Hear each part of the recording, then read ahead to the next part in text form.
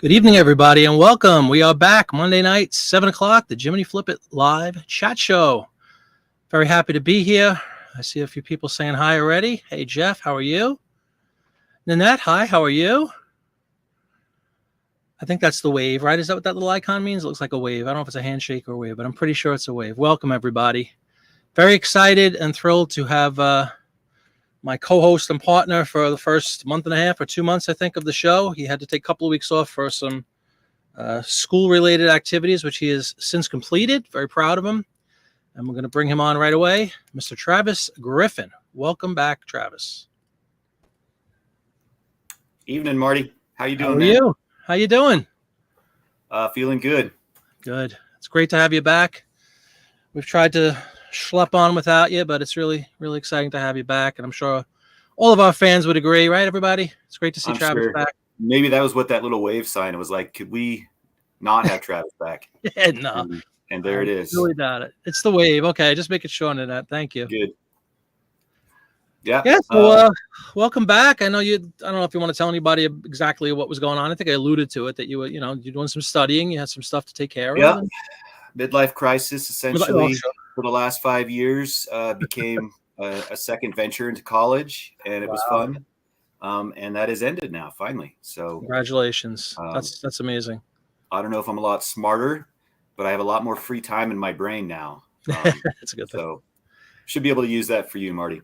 Yeah. Oh, see, that's what it was all for, really, folks. It might have been boosting my Worthpoint skills. Yeah. There you go. Speaking of Worthpoint, little rusty. We're back. Actually, I was going to put a quick comment in for everybody to check this out. So hang on one second as I type this up. If anyone has anything, thank you, Deal Finder. Yeah, isn't that great? Deal Finder is on all the time on the listing shows. I did catch several of your listing shows and just kind of set in the background. Okay, cool. Made snide comments about how much better it could have been if I was there, but didn't type anything out. To look. I'm just going to ask everybody. I'm going to put a comment in there, but if anybody has anything, like, just let us know. Start putting comments in the comment field on the bottom, and let us know if there's any specific items you would like us to look up on Worthpoint, and we'll kind of gather a few of them, and later on we'll have a segment of the show devoted to Worthpoint. I just wanted to put it in a comment. Worthpoint. So if anybody comes on later, they can see it. I probably should have done this before I started, but you know what? I was busy catching up. A lot happening right this second. Coming on here. Oh, wow. Rooting for relics. Hey, Rootin', what's going on, man? Yes, it's a travesty. You're right.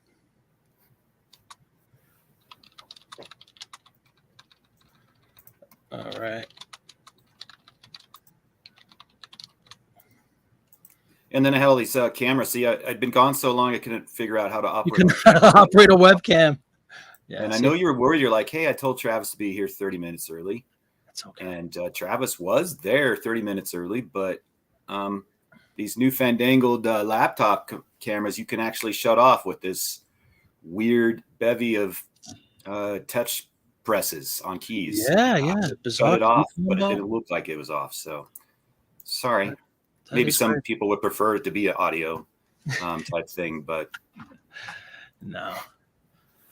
All right, everybody. Well, I'm sure you saw the thumbnail. We have another special guest with us tonight. Very excited. From eBay School is her YouTube channel. I'd like to bring on Annie. Come on in, Annie. Hey. Greetings. How you doing, Annie? The wave. I think a lot of you guys probably know who Annie is. The three of us met formally on Don the Auction Professor's show a few months ago, and we've all kind of kept in touch since then. And I have my show, and Travis has been a big part of that. And we wanted to have Annie on as well. And take it away, Annie. Tell everybody a little bit about yourself, what you do, where you're from, what you like, what you hate. Go, take it. Wow. Let's see. No pressure. No pressure. What I do? Well, so yeah, I sell on eBay and I have a YouTube channel about that. And also other places, like lots of other places.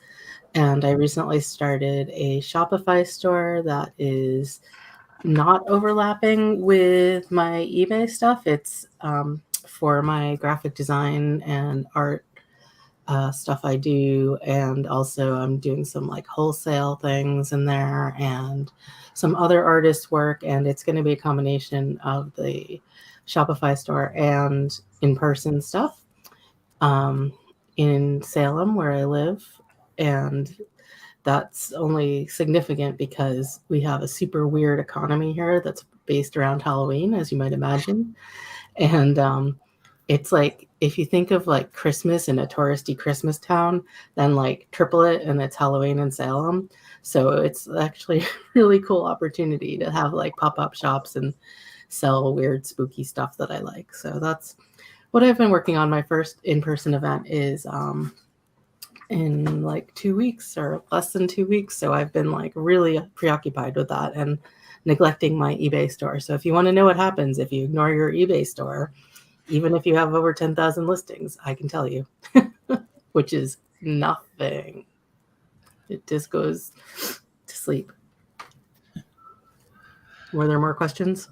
No, very good. That's a great point, though. I'm Yeah, still even trying to process all that. Yeah. congratulations on the arts and crafts stuff, and that's a big deal. And your store. Yeah, there's a lot to unpack there. I definitely want to find out about how you're doing with Shopify and what that looks like, because I know you've been talking about that for a little bit, and I know you got some skill sets that definitely will help you out in that thing. But when you're all this Halloween stuff, is this stuff that you have thrifted? Is it stuff you've made? What is that? So it's a combination. The theme of, well, the name of the store is Keep Salem Odd. And if you've ever been to like Austin or Portland, where they, keep Austin weird or keep Portland weird, it's kind of like my take on that, because this is a very odd town. There's, the history, but because of that, I think it has attracted a large Wiccan community. There's a lot of witches here, a lot of pagans, a lot of like new agey people. Only occasionally. And and there's a lot of goths, a lot of like people in tech, a lot of like, you go see some. Well, I used to be more into web design and stuff. I'd go see someone talk at a huge, web conference, and they'd live in Salem, like inevitably. And a lot of musicians, it's just like a super creative town, and it's really diverse. Like, there's all those like liberal witchy people, and then there's like a huge gay community, and there's like, like lots of like drag brunches and stuff going on all the time. And but there's also a very diverse immigrant community, and there's all the like old timers that have lived here for generations. And then there's the whole history thing.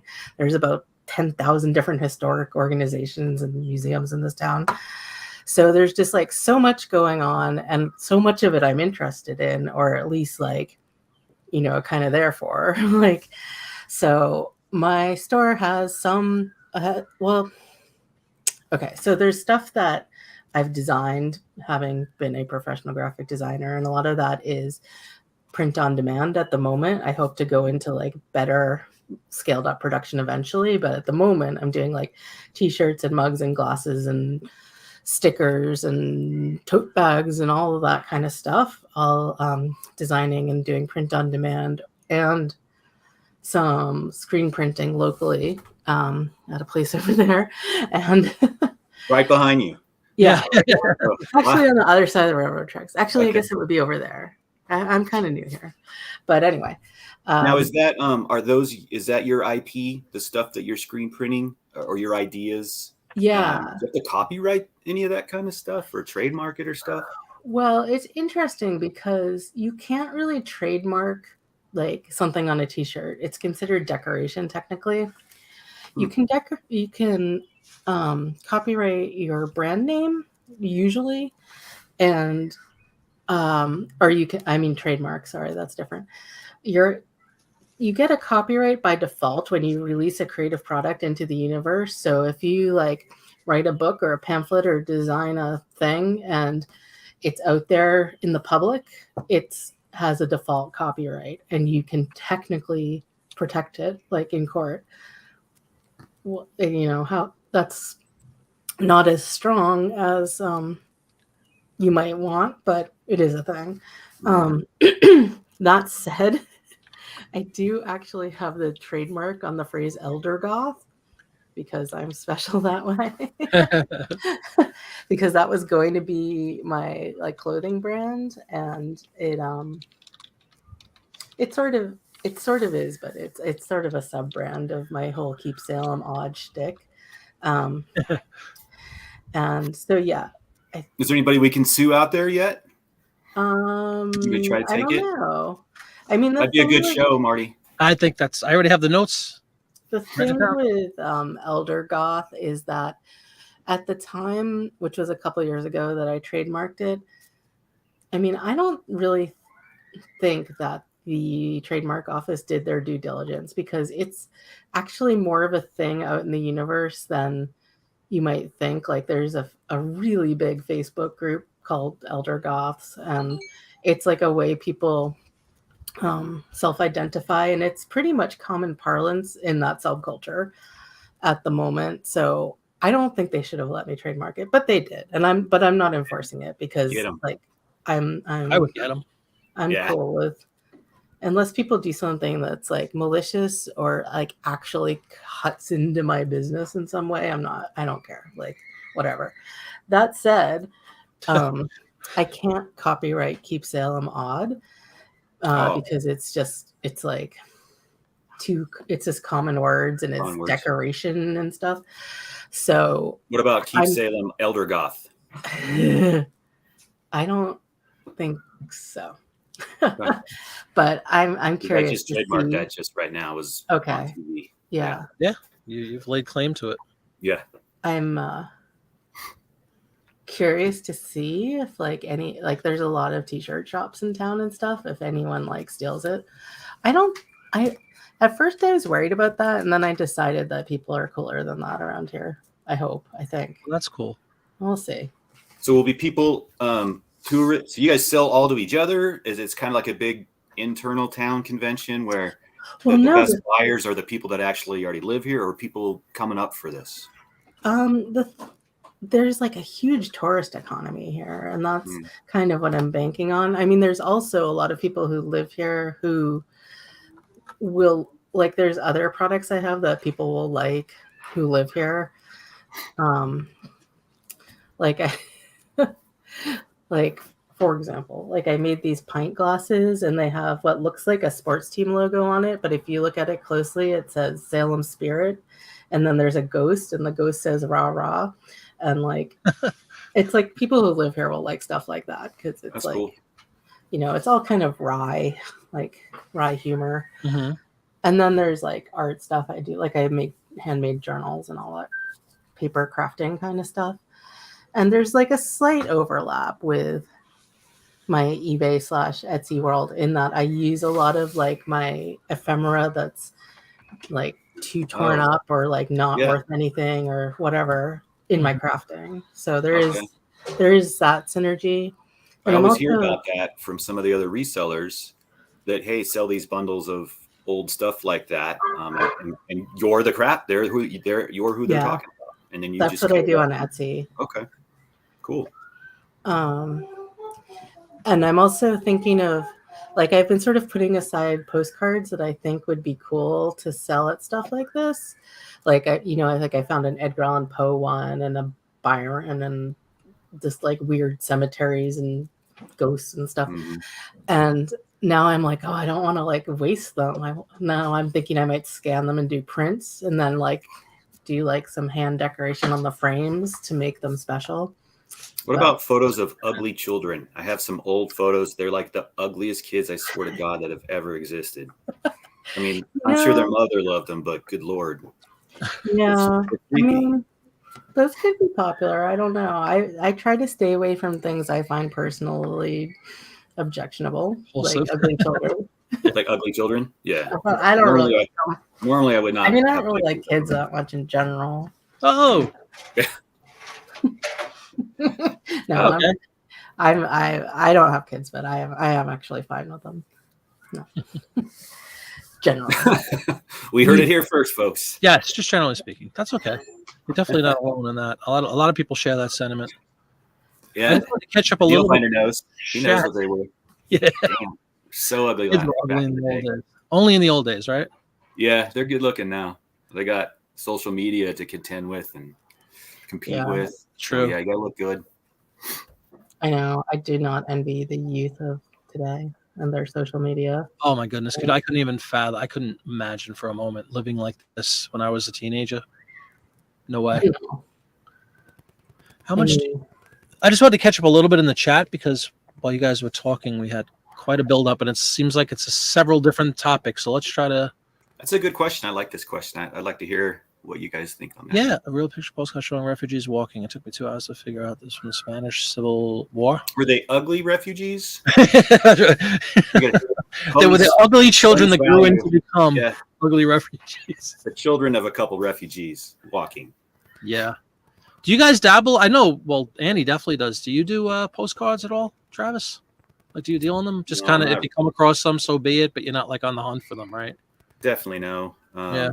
I do like a cool looking postcard, but I look at what Dom, or not Dom does, but what Don does with postcards, and I'm like, I'll never know that much. I'm gonna let him have that one. He just eyeballs it, right? And like goes through, this is a winner, this is garbage, winner, garbage. Yeah, I don't have that level of knowledge, unfortunately, either. It takes a lot of time, which is kind of what Nanette is saying, right? How much is too much? How much time is too much time for that research? Like, I feel like it evens out because I don't research most postcards, but then I will. Yeah, I'd spend 2 hours on something that was intriguing like that. Sure. Like, but that's a big part of the old. Do it on everything every day. No, but you have the same ability, right? Where you can kind of identify a potential winner and weed it out from 100 pieces of junk, right? Like, I think that's. I mean, I might not always be right, but I like to think I can sort of figure that stuff out. Yeah, is it just something visually appealing to you, or you just know? Yeah, actually, I was discussing this with someone in comments on a video about how to price postcards, and somebody was saying they just do it formulaically, like if it's from a certain age, or like if it's like an undivided back, it's $12, and if it's a linen, it's $7 or whatever their scheme was, and they just didn't even differentiate the content at all. And they were like, is that bad? And I was like, well, it probably saves you a lot of time, but I'd make sure that if you find one that's really good, you mark it up. Right.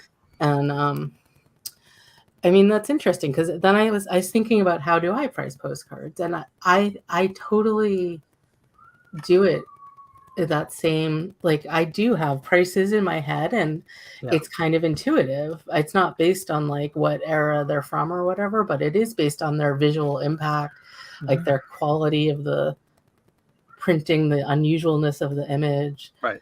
And yeah, I hardly ever look them up. It's always like instinct based on like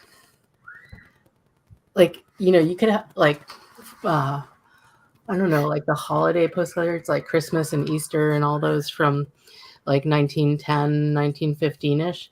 There's a bazillion of them, and like they're all the same kind of. It's like, Santa and some holly and a nice snowy house or whatever.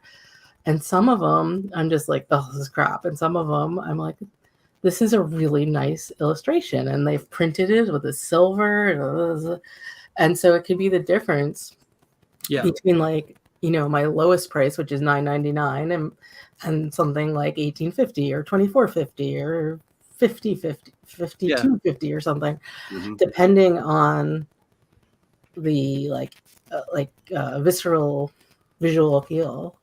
So you're looking for uniqueness, like you said, if a Christmas card is a dime a dozen from that period, you're looking for one that jumps off the page to you visually, like, oh, that one is not the typical scene.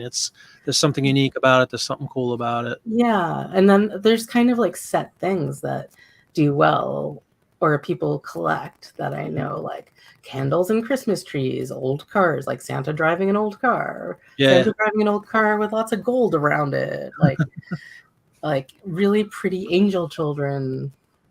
Like, Those are so rare. those are Remember kids right back in the Pretty day? or ugly? I thought we only Yeah. dealt with ugly children. Pretty Yeah. angels? Well, this is the other ones. They're angelic, yeah.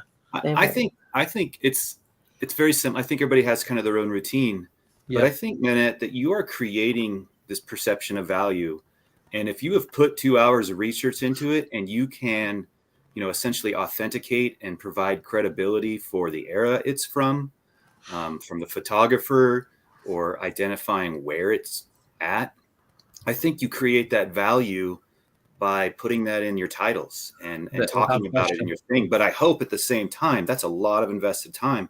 I'm hoping that you are creating like, hey, this is a special thing.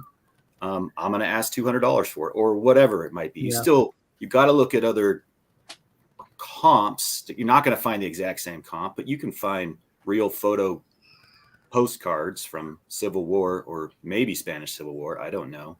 And look at the top ones. And if you think it's as special as those, like, especially given the 2 hours that you put into it, there's no reason not to ask what you think it's worth. You might not get it, but you have created credibility where it didn't exist before.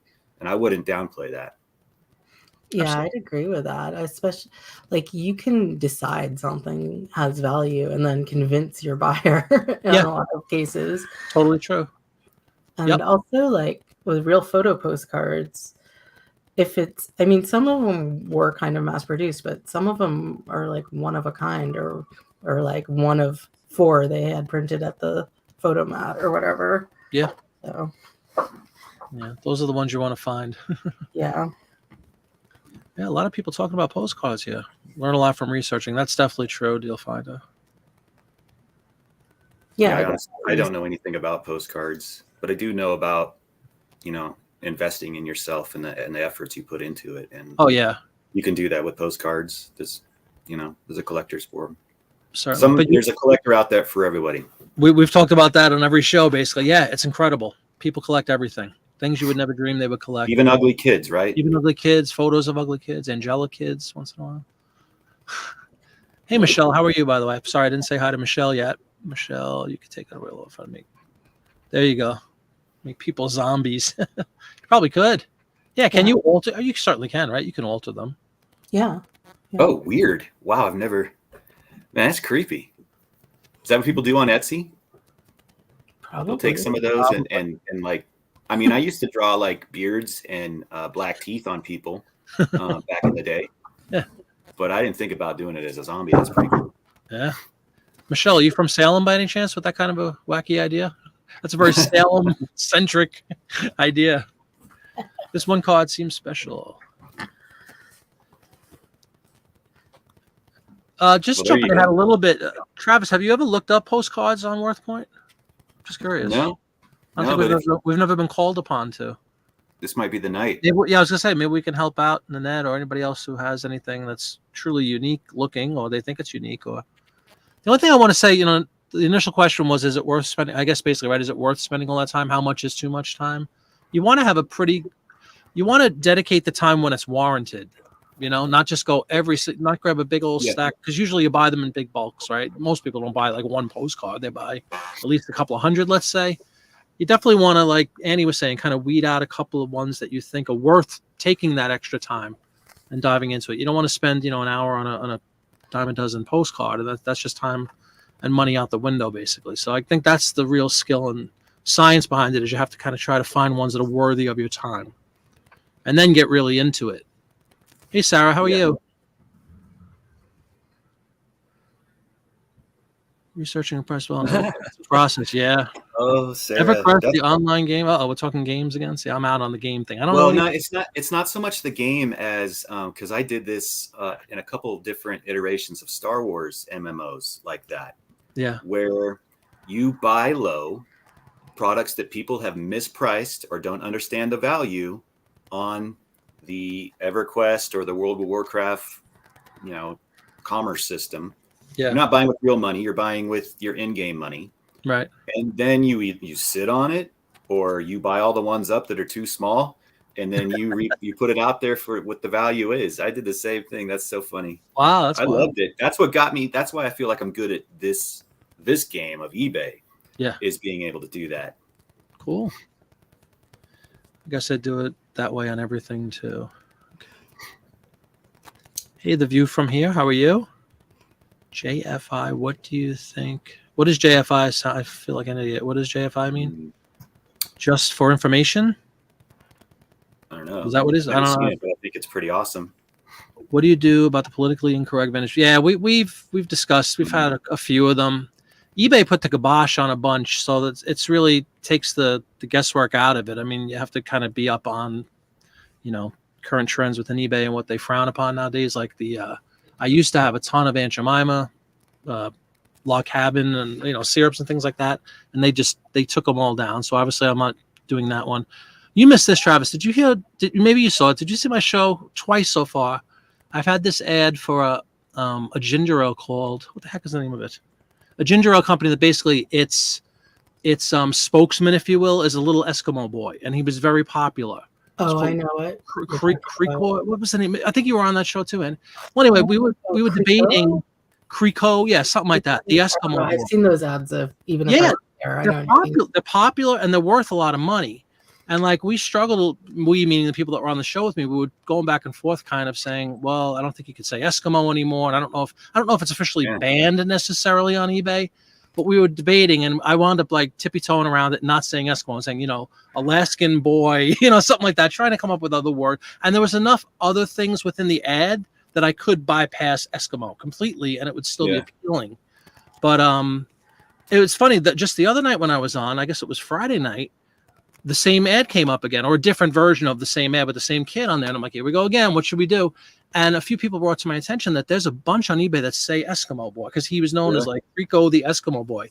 So I don't think they've officially, and I don't know if it's a case of they just haven't gotten around to taking him down.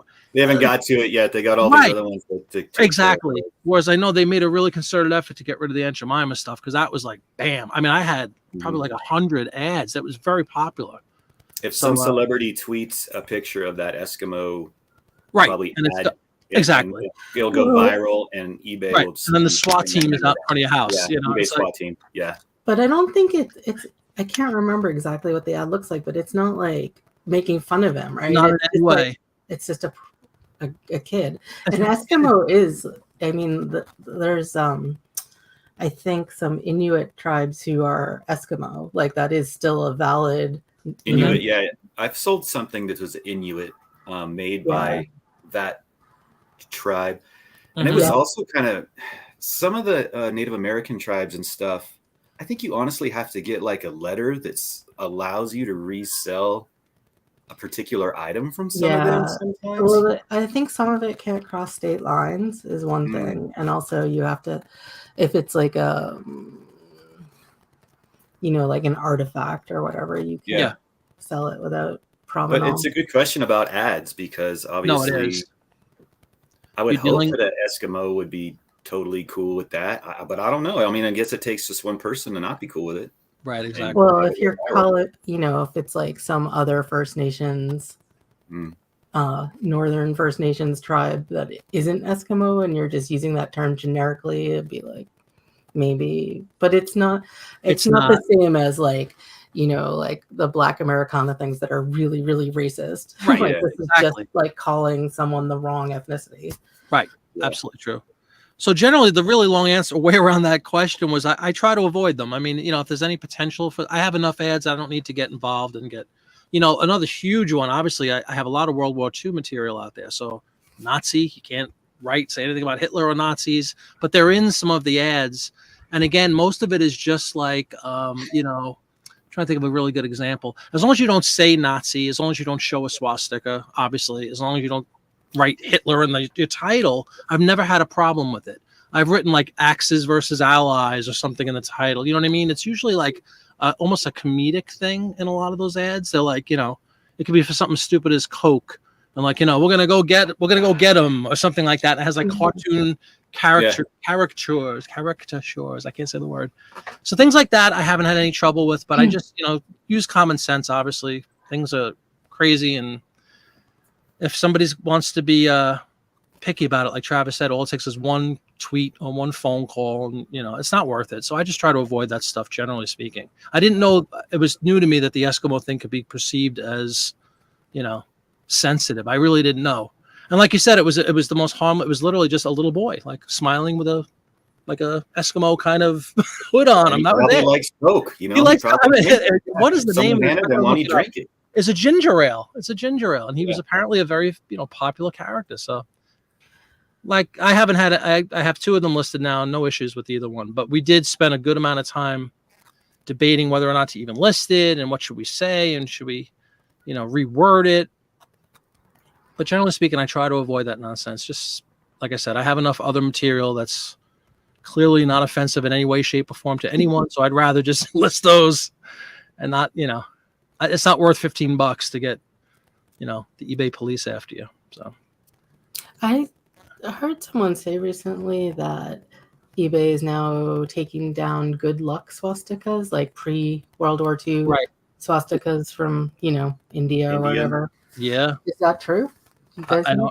I wouldn't be surprised. I think the general public doesn't even know that they used to be, wasn't it like a religious thing originally? Like I would go through India. I've been there a couple times, and you yeah. would see those on buildings all over there. Yeah.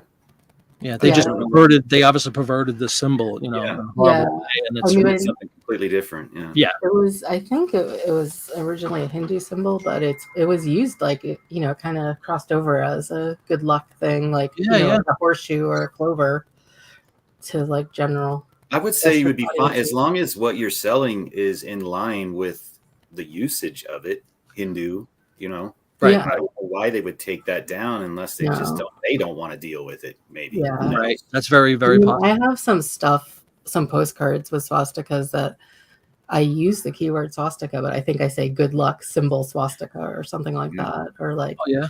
And do you get a little pop-up before you No? That's cool. But I don't know. I haven't checked on them in a while. Maybe they've been pulled down. You've neglected eBay. She said she neglected eBay, so who knows? Marty's right, man. I mean, at the end of the day, is that something I even want to deal with? No. It sounds I have to admit the good luck swastika ones do sell really high and usually pretty fast. So that's why I tend to look for them or like pull them out and list them. Yep. And what kind of material do you find that on? It's postcards usually. Postcards. I sold a belt buckle once that was Edwardian or late Victorian, and it was like 2 enamel circles, and they had swastikas on them, and they linked together. And it was totally like, well, that definitely predated Hitler. That's for sure. Yeah. And it's from the 1890s or up to 1910 or something, and. It sold really well because I don't think it's because people are like Nazis. I think it's because people are interested in like the way symbology changes and there's probably people interested in Nazis as well. Yeah, true. But they probably don't buy the like pretty ladies belt buckles. They probably buy like, big mean guy belt buckles. 1896. It's a whole different group. Yeah. Hi, Noelle. How are you? Good to see you. Welcome aboard. Look, don't I feel stupid? As Griffin points out, JFI is supposed to be. Oh my gosh, my wife. I thought it was some kind of, newfangled LOL kind of thing that I'm not aware of. But thank you. Yeah, it'll get its own emoji pretty soon. And you'll have to figure out what it is. Yeah. Nanette, I'm sorry, does it with postcards? We probably missed what she's talking about. Do you have any idea what she means here? Probably taking down swastikas. Oh, taking down. So okay. I bet. Well, I don't know. I think it scared my coworkers in the office when I was reading it. They're talking about it. Oh, there was a scary book referenced. I wanted to pull. Oh yeah, I looked it up. It looks. Oh, you already looked it up?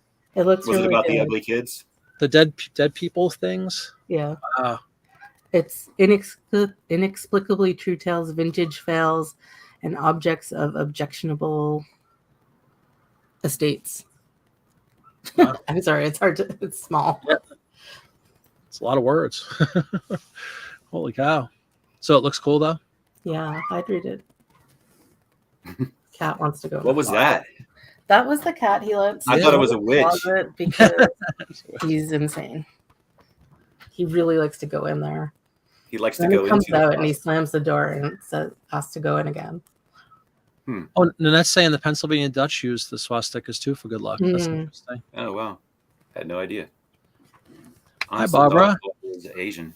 the whole If you time. call it a caring good luck symbol and not Swiss. Yeah, that's what I was saying about the Eskimo thing. We were trying to like, say it without saying it, like come up with a crazy combination of words. But again, it just gets more irritating than a waste of time than it's worth to me personally.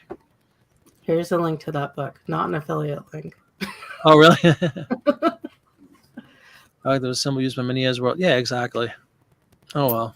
I think that makes sense from a It does. liability situation. It's just like, why? The same reason you're not doing it is the same reason eBay doesn't want to deal with it. Right.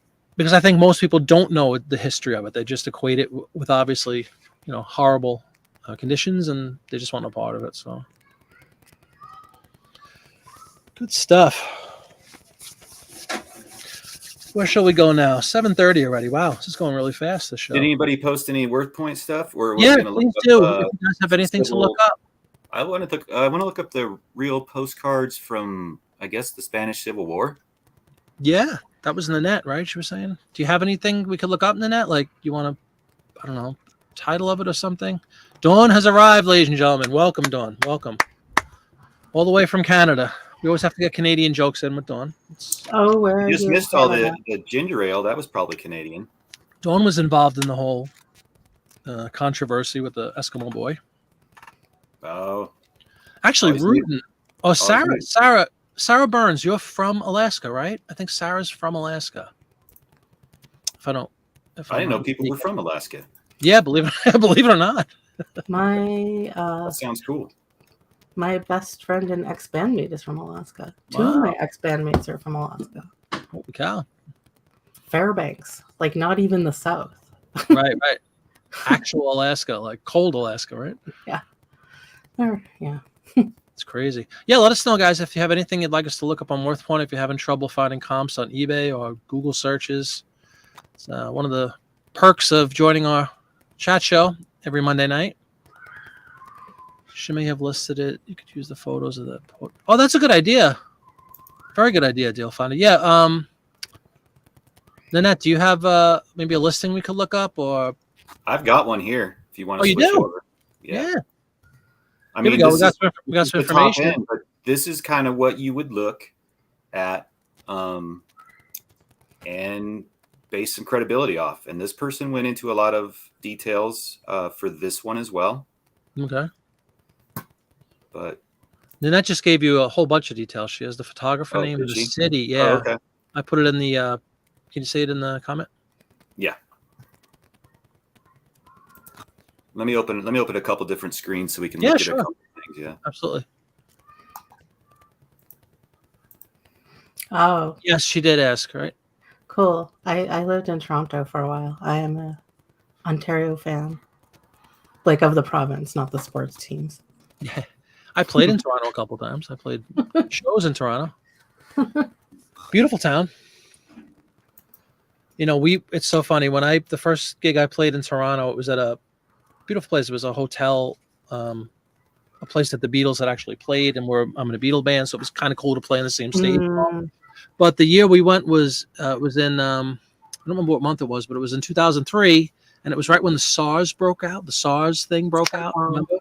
And the day we drove up there like idiots. I drove up there in a minivan with my bandmates, and the day we got to Toronto, the U.S. put out the State Department put out a "Do not travel to Toronto" thing because of SARS. Oh yeah, because it was in the. I was so upset. We wound up being fine.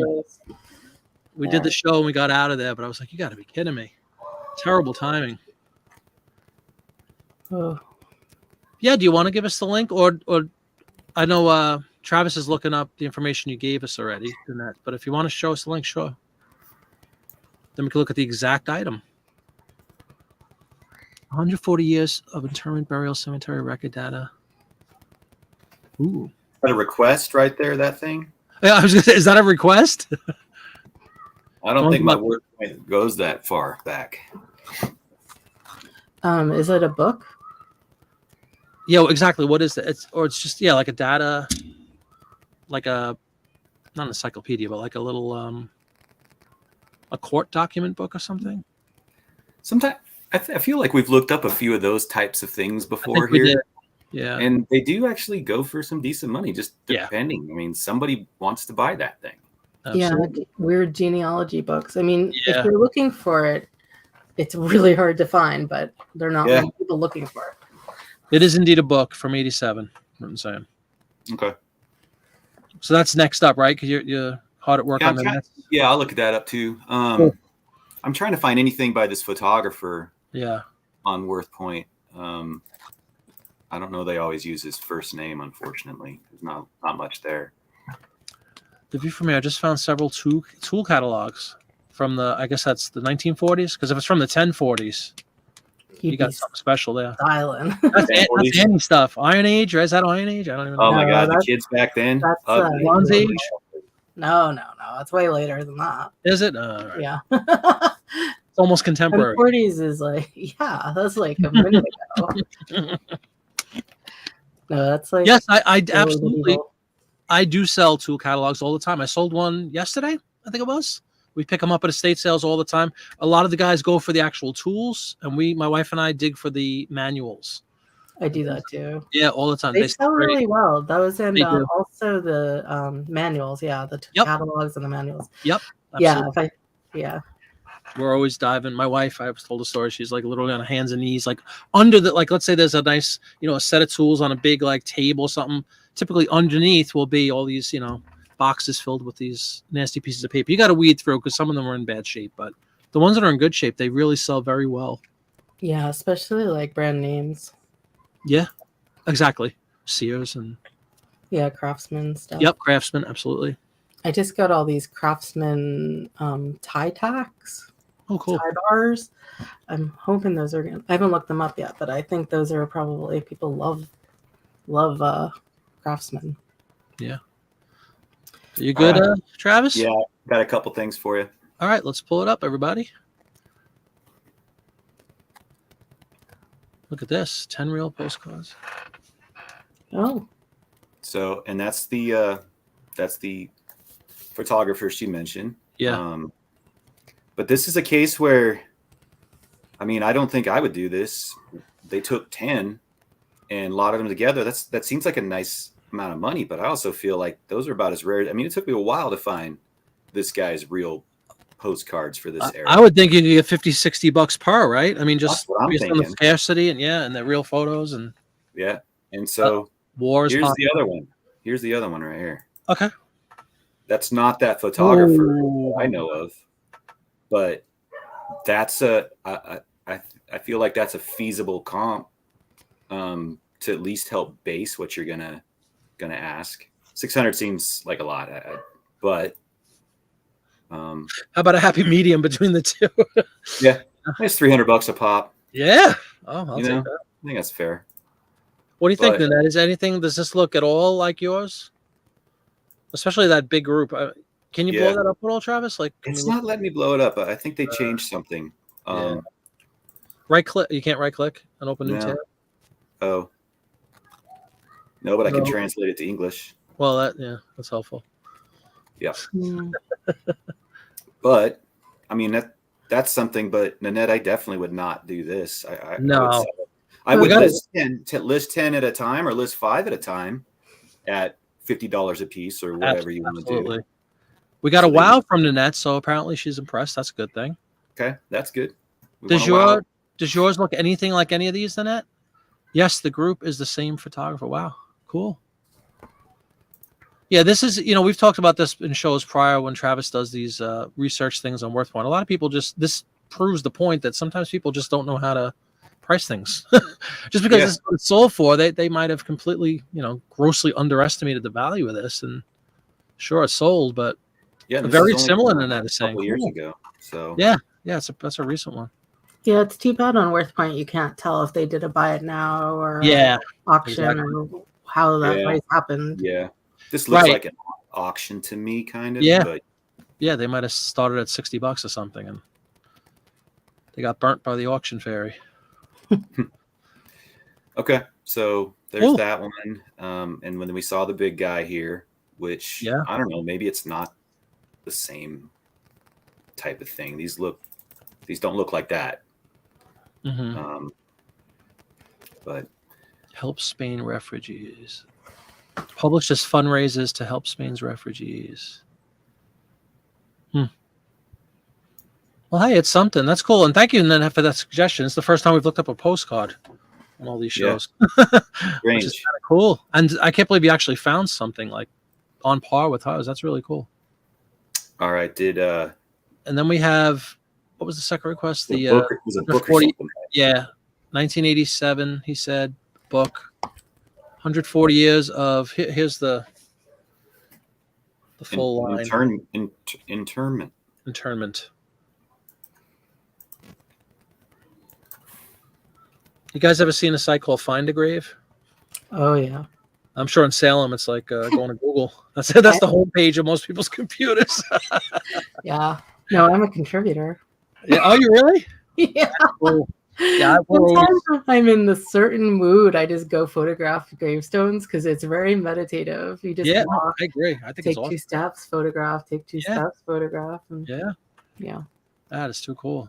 I grew up on the other side of Toronto. I don't know what that means, but I think she means north because now she lives south.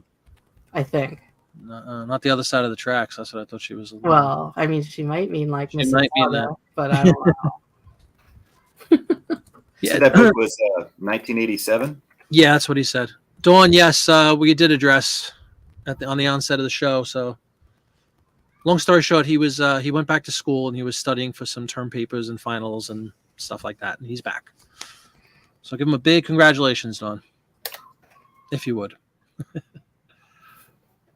If she's happy about it, she might not be. She might just be curious, like, why'd he come back? Yeah, no, I truly doubt that's the case. Oh, Rutan, hold on. He's added words. Okay. Is this the most recent one, Rutan, the one I just pulled up? Probably. Wow. Marion County? Yeah, Marion County. Deal Finder, I think everybody usually uses Terapeak, at least initially. A lot of people do. If they're not just using eBay first, that's usually my progression. I'll go right to eBay and then to Terapeak if I needed to, and then someday maybe eBay will make the Terapeak its own app or some crap where you can actually do it from the phone, right? So stupid they don't have that access. Yeah. There we go. We got the obligatory congratulations from Dawn. Oh, thank you. Oh, well, thank you. No, that is great work. All right. Yeah, this is the most recent. Let me keep that up. Hey, Gulf Coast. What's going on, man? Welcome.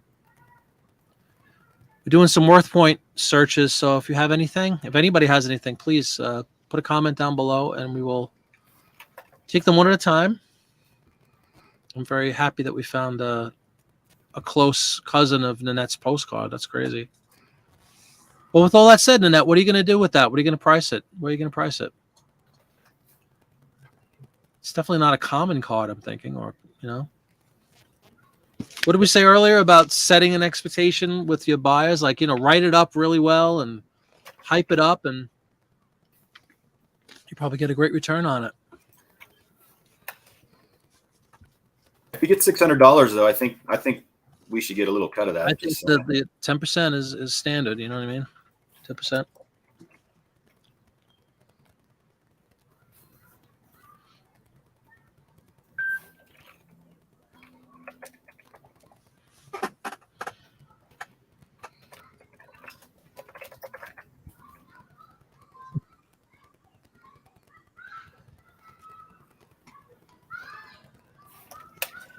Yeah, Gulf Coast had a ad hoc request to look up an item, which during the week, a couple of days ago, over the weekend, was it, Gulf Coast? And Travis was kind enough to look it up, and we got a very but again, that doesn't mean, I just wanted to reiterate this, Gulf Coast, because we didn't really talk about it. That's the one that he found on Worthpoint, but we talked about, just because it's on Worthpoint, that just means that that's what that item sold for that date. It might have just been terribly priced. It might have been terrible pictures. It doesn't really matter. They're not grading these things or anything. They're just stating a fact that this is what it sold for at this time, So the person that sold that poster for that ridiculously low price might have just been, done little to no research about it and just wanted to maybe they got it for $1 and they were happy getting $15, $16, whatever the price was. But I know for sure you listed it higher, I hope, right? He came across a Beetle poster and sent me a picture of it. That was kind of scarce, so we went on to Worthpoint. I'm not definitely finding that specific. No hits, book. huh? No. I was just looking at this article I found about Auguste Chauvin and the Spanish Civil War photos. And I mean, I'm just skimming it, but it seems like there were 14 boxes with 204 negatives that he made in 1939 during, at the war. And they were owned by a private collector who bought them for 60,000 euros, but it's unknown where he got them. And the museum in Catalonia tried to buy them, but they didn't have enough money. And so the guy made them digital copies. So it sounds like these are very hard to get pictures. If Real, yeah, afford them. I don't know. I mean, I know you did a lot of research. You might have even read this, but it does seem like they're kind of rare. Awesome. She said she put it up at 200, an auction at 200 to start. Beautiful. Yeah. Where did you get it? Where did you? Yeah, exactly. Yeah. You don't mind saying. Yeah. Brimfield. No, I'm looking. Salem, Massachusetts. Salem, where else? Salem, Massachusetts. Well, good luck with that internet. Sounds like you got a good one. I think it's very realistic. And apparently all of the negatives are annotated with not printed for sale. Oh, wow. So, I don't know. Grasping at straws, but it sounds like an interesting story anyway. Yeah. Back to Rutan's search for the interment in Texas. Yeah, Don said he's got the only 3 ever made. It's possible. I'm just trying to find any other kind of internment record. Yeah, right? It's probably going to be basically the same. Right. But it just no ain't, luck, huh? Ain't a lot of it. At the limit, then somebody will find that incredibly interesting. Oh, look at this. She made an offer on Macari and got 20. Oh, for 20 and a lot of 28. Holy cow. Of those photos? 28? Or is that just one of the ones that was in the lot of 20? Like, yeah, because if you have 28, you might have a lot of money. All I know is we're going to make a lot of money now for getting 10% of each. 10% on top. Yeah, please. I don't know. That might be $2 million. I don't know. Some quick math. I think you're not way off. I'll shoot you a email with our PayPal information in that. We have a collective PayPal account. 10%. Ha. No luck at all, huh, Travis? No. Sorry about that. Sometimes you win, sometimes you lose. Yeah. I mean, we've been pretty lucky with at least finding something comparable. Yeah, imagine. I think you just got to think about who's the demographic trying to buy something like that, and how do you sell it to them? And if someone is looking for something so specific as that, I feel like they're willing to pay for it, whatever is worth your time. And she's right. The genealogists, they probably love that kind of stuff. Sure. It's probably, what is that? Ancestry.com probably buys those things. Yeah. Oh, that's true. They do. I mean, I don't know. In fact, I bet if you looked on Ancestry.com and you had something like that, I bet there's a way, because they got to get that data from somewhere. If they have to go out and mine and find it everywhere themselves, there may be a way just to contact them and say, I have this. What will you give it to me for? Oh, no problem at all, Gulf Coast. You listed it for 50? Okay, cool. Yeah, why not? Is that where you're from, Rutan? You're from Texas, right? Is that your town? This book, is that from where you're from or where you were born? Just curious. Anybody else have anything else you'd like us to look up? Please leave a comment below. Strike while the iron's hot. We need to make amends for this last one. Yeah. We're Please, only something 1 out of easier. 2. That's not great. That's not a good ratio tonight.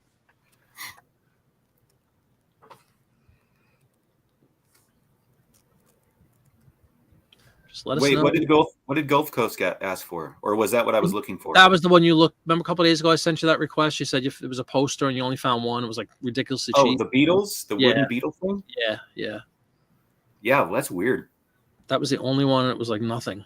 So he's put it up for a lot of money. Yeah, that's the way to do it. Oh, here we go. Cool. He was born there on a highway sale and found those. That's very cool. Oh, I thought he was born during a highway sale. Isn't that an Allman Brothers song? I was born on a highway sale. Sounds like one. Well, there would obviously be some local interest in that route. And you ever think about like maybe? Oh, do you still live in that area? I don't know if you still live there. Well, you're in Oklahoma now. I think you said, right? Maybe a Facebook group in that area. Something people would be really interested in buying. Local stuff. But that is cool. Let us know in a comment below, please, if anybody has any other requests. If not, we will segue into some other topic. If anybody has any questions in general, as always, please just put a comment down below. At least 2 of us can find out just about anything for you. And I'll just keep posting comments. Yeah, I know. That's pretty funny. Rural Squirrel, what's going on? How you doing? What part of the country have you ventured into tonight? Every time she writes, she's in a different state. Wyoming was the last one. Did you see any of that, Travis? It was hysterical. She was in Wyoming. She said she made a comment like, there's no thrift stores in Wyoming or something. We said, there's no people in Wyoming. Yeah. It is the most sparsely populated state in the country. Wyoming. Did you go there to escape the wind, which is not something you'd normally do to go to Wyoming to do? But I think Colorado has been like the windiest. I don't even believe it. But Oh, really? Oh, she's Yeah. back home. Here we go. Finally back home. Wow. And did you post any pictures on Instagram? You were saying you were going to post some because that sounded like a heck of a. She was all over the place. She drove like, where was it? Arkansas or something crazy? Like she was all over the place.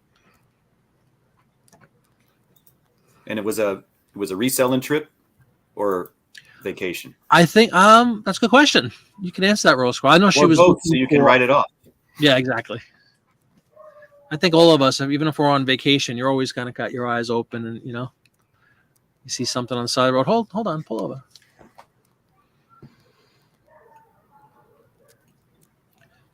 Here we go. Last 4 weeks: Illinois, Arizona, Arkansas, and Wyoming. Wow. Easy as Arizona. Interesting combination. Yeah, Arizona, AR's Arkansas, right? Yeah, those are not next to each other. No, not even close. Illinois, go all the way out there, and then that's crazy. Wow. Hope you had some fun adventures. We're going to Rachel and I will be in Boston in August. I heard. Yeah, Sounds really cool. Yeah, we're gonna do that for a week. You're gonna be a stone's throw from Salem. That's true. That's what I'm thinking. Gonna have to say hi. Come on up. It's 30 minutes on the commuter rail. Really? Yep. It's that close, huh? Cool. Yeah. I mean, it's a quick drive, but the traffic sometimes sucks. All right. That could be true just about anywhere you go, though. Yeah. Listening while going through a whole Jeep. Oh, very cool. A Jeep load of stuff from an estate sale cleanup. Very nice. Good luck with that. Hopefully you find some goodies. Yeah, she was really all over How's the place. sales been for you guys in the last few weeks that I've been gone? I mean, is it still about as crappy as people aren't spending money, or what? I'm having a total mixed bag. Every time I think I'm back, quote unquote, and I'll even put a video out, and then the next day I pay the piper and I'm like, I get nothing. I get a couple of sales. So it's very up and down for me. There's so many elements in play, right? You have the traditional slowdown kind of starts, I think, around now, right? When the graduations and all that stuff. Oh, summer slowdown. I forgot about that thing. Yeah, I think Can't imagine it being step of that. I know. Yeah. That's actually scary to think that's like, if it hasn't arrived yet, that's really scary. I think we're just kind of starting that part of it, and then you have the whole economy in general being terrible, and I don't know. It's only Did you been see, spring here for 2 days, so Yeah, seriously. Same with us. It was freezing for like 3 or 4 days in a row, and then all of a sudden it was 80 yesterday, like out of the blue. And now today it's raining again. It's rained like 6 of the last 7 days here. We don't get rain, man. Awful weather. Awful weather. We turned our sprinklers on finally, though. In Colorado, you don't turn your sprinklers on until at least after the 1st of May. Oh, yeah?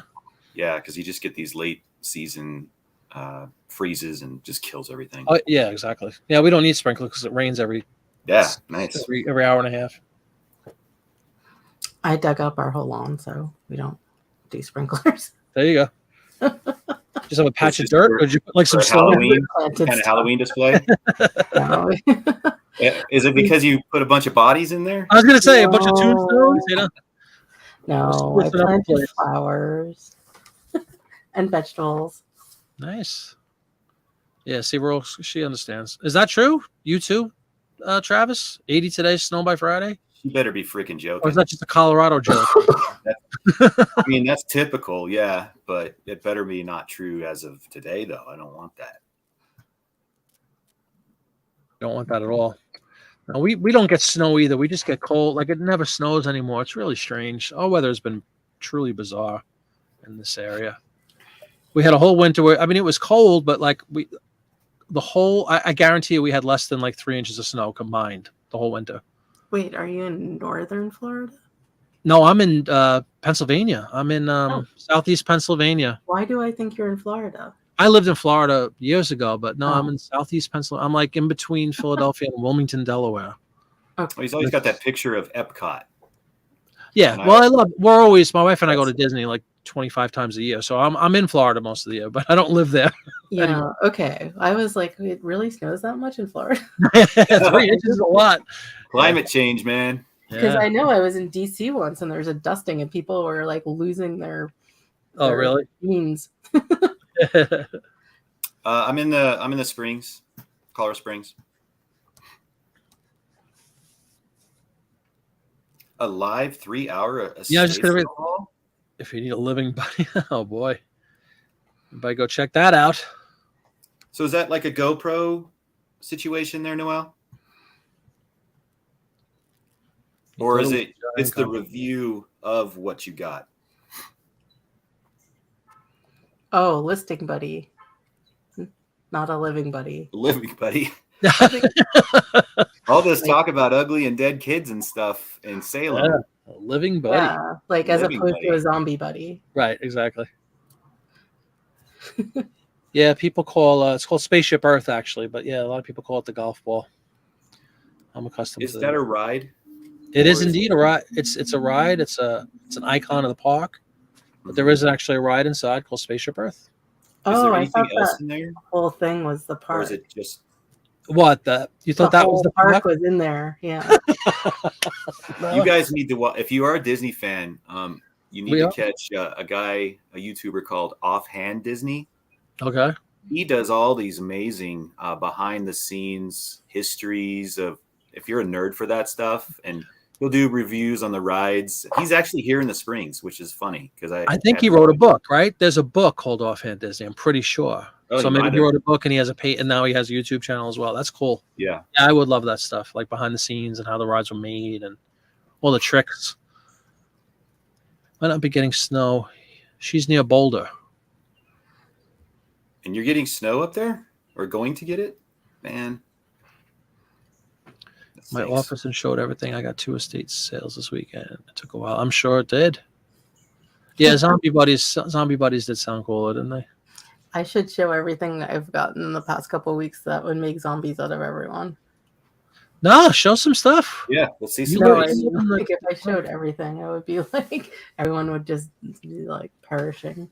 So show 1 or 2 cool things. What do you got? 1 or 2 cool things. Yeah. Well, I have some mysterious things. Okay. Not that mysterious, but so I got all these like, let's see, how does the YouTuber thing work where you do this? Okay. I think you put it in front of your hand or something, maybe. Oh, in front. Gosh, I don't know. No, that made it worse.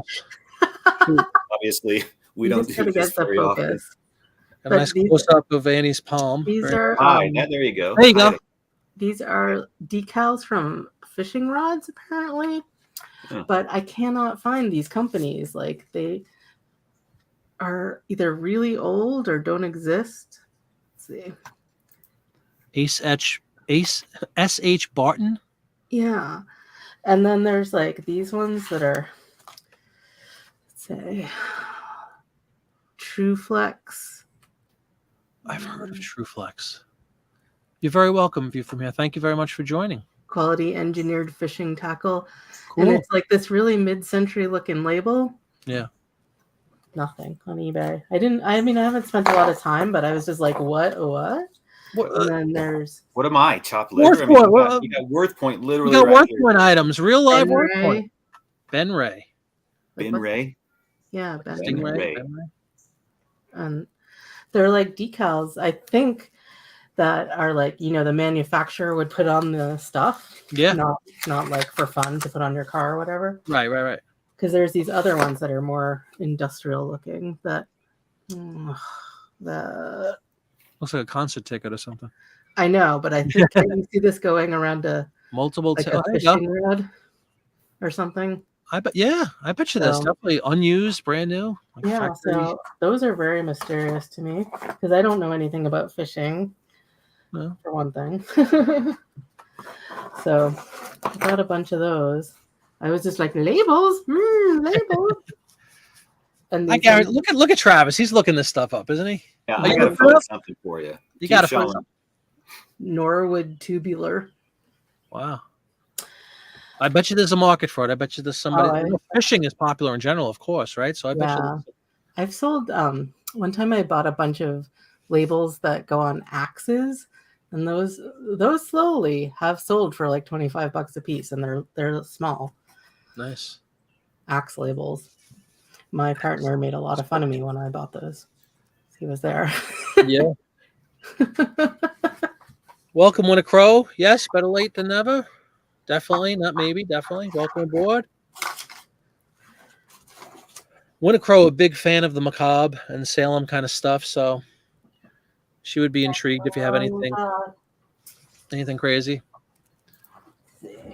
You came in just in time, actually, Winter Crow, because Annie's looking at some stuff she picked up recently. Oh, the white background thing. Yes, I know. Here we go. Uh-oh.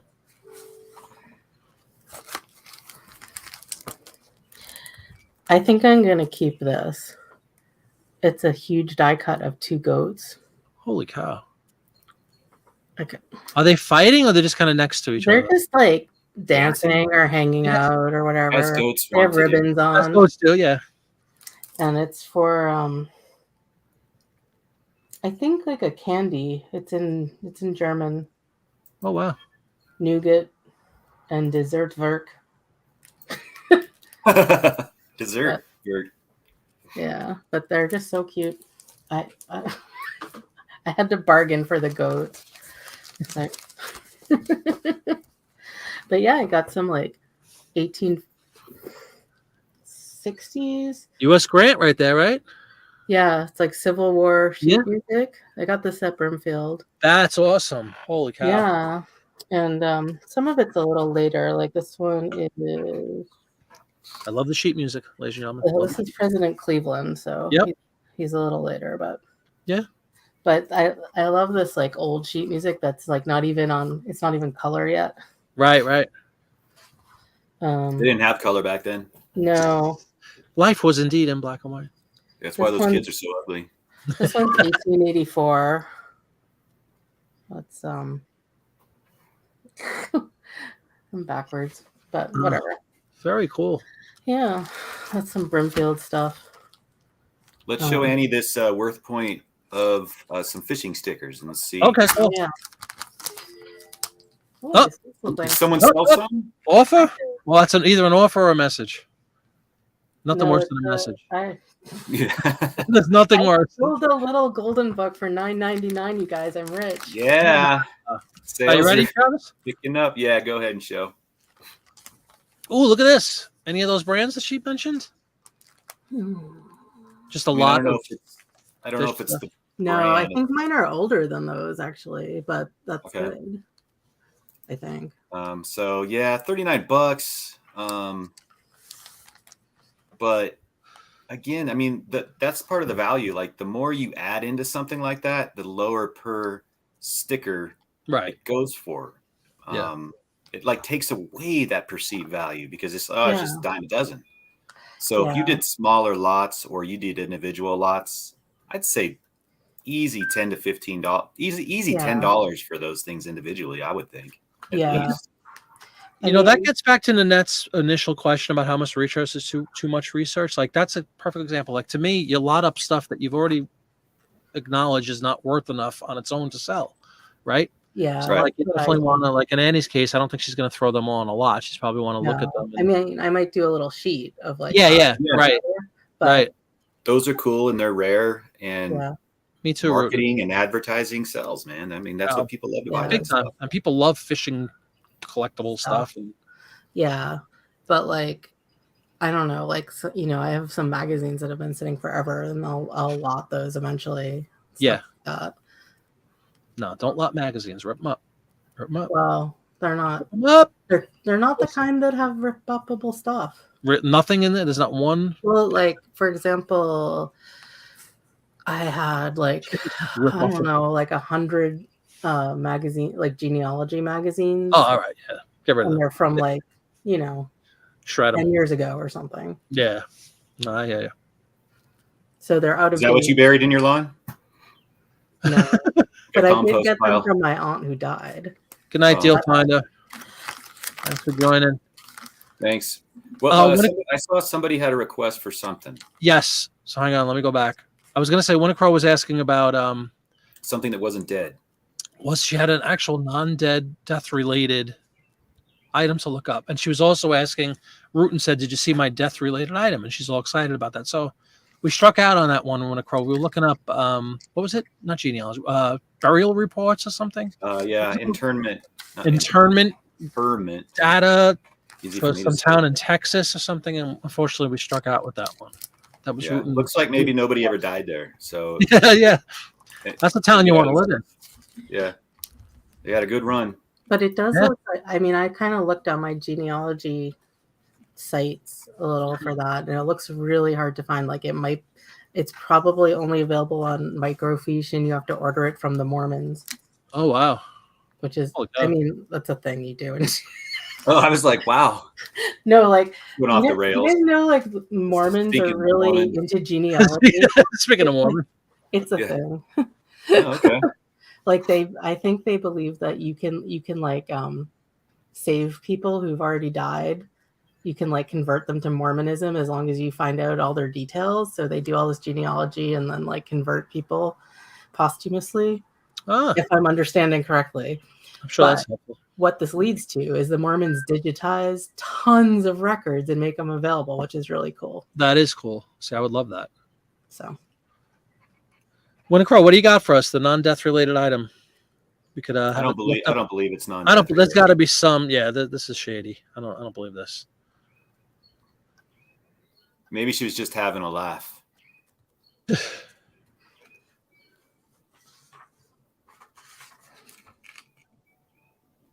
Is it maybe goats? Goats dancing. Mormons are very into genealogy. Who knew? I didn't know that they were doing trying to convert people that have already passed. Though that's unique. I know it's kind of weird, but I guess if you're it's hard to judge your success rate too. I mean, how do you really? Yeah. How do you quantify? Yeah. A vintage Dudley Do-Right bedspread. Okay. That's awfully wholesome for Winnicrow. There's got to be a catch here. Now, explain before I look this up. Who is Dudley Do-Right? I've heard his name. Is he like a cowboy or something? No, isn't he in? And he's looking it up. Hold on. Is he a cartoon? Isn't it a cartoon? Yeah. Is he from? Hold on. Is he bigger than a bread box? Isn't he Canadian? Dudley Do-Right? Dawn? He is the main protagonist of Dudley Do-Right of the Mounties, a segment on the Rocky and Bullwinkle. Bullwinkle? Oh, yes. He's in Bullwinkle, right? The little Bullwinkle. Yeah. He's a Mountie. There you go. Went across that a Mountie. Yes. He too has been converted. Yes, he has. We have another request after this one, Travis. So wow, I wish you guys had the Dudley Do Right lunchbox. He's dim-witted, but conscientious and cheerful. Sarah was off, unfortunately. Long-haired dog. A long-eared dog. No. Yeah, Bullwinkle. Okay, I'm seeing a bedspread or a sheet. I'm looking for some other ones. It's not terribly exciting, but it is kind of cool looking. Oh yeah. I don't know if Rachel would allow us to have a Dudley Do Right set of sheets on our bed. I'm not really sure. Something wrong about that. Yeah. Dudley is always trying to catch his nemesis, Snidely Whiplash, and rescue Inspector Fenwick's daughter, damsel in distress Nell Fenwick, with whom Dudley is deeply infatuated. Well, I do the same thing in our bed, so maybe I could get it. And his horse is named Horse. Well. And Nell's in love with Horse, but doesn't care for Dudley. That's my research. All right, I've got it. Got it up here. There was a couple comps. I'm just gonna pull this one. They're not super big. Okay. But there's got to be a collector for it. That's for sure. Let me share. Absolutely. Just let me know and I will pull it up. There you go. Okay.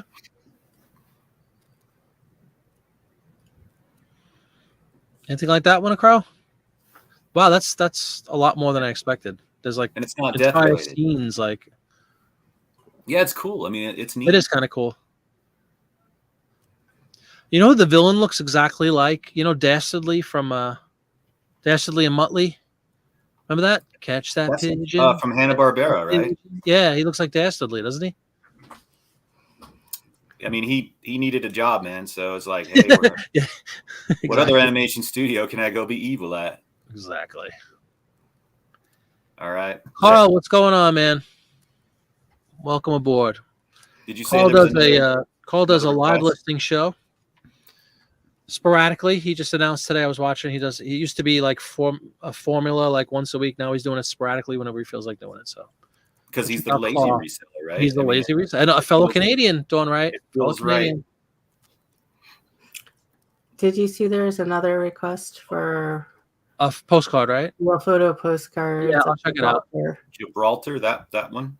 Yeah, made by Beanland, Malin and Company. Cool. I'll pull it up. I was just still enjoying the fun of Dudley Do Right, but that's all right.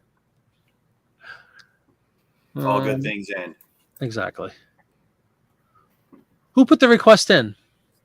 Lake Erie Reseller. Lake Erie. Okay, cool. Thank you. Yeah, several of those. Oh yeah, that's good. Well, let me see if it's the same manufacturer she mentioned or he. There we go. Yeah, this one's from a while ago though, 2008. Let me see if there's anything else.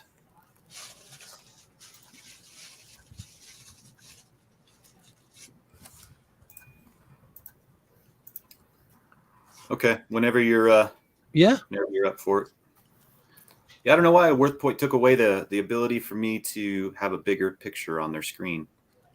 Yeah, I know. You used to be able to blow it up all the time. Here we go. Yeah. 1850, but like you said, that's like 12 years ago. Yeah. 13. And this is 15 of them. So again, this person would never sell 15 of these. Well, they shouldn't. Yeah. At that price for that age. And those unique colors. I love the colors on that. Very nice. There seems to be several more. I don't know if they're all the same manufacturer that they were asking about, but. Well, Lake Erie seems happy. He said, thanks, I have a bunch of them.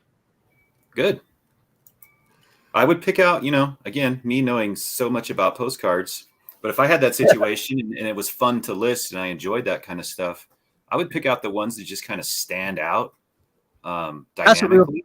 yeah, that's You kind of know? what we were saying, right? Just look for visually appealing stuff. Yeah, and then lot up all the garbage or the Right. ones that just were kind of boring. Yep.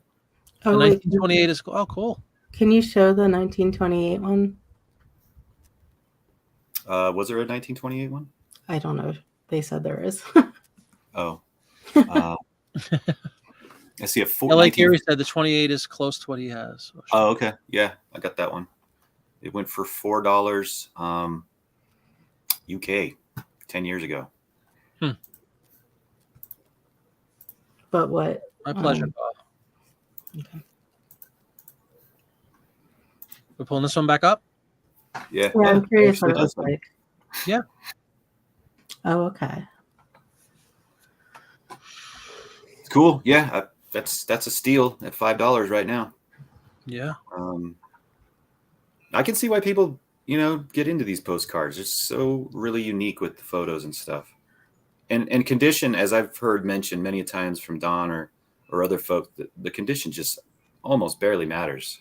It's all about what's depicted there. Yeah. I would Ooh.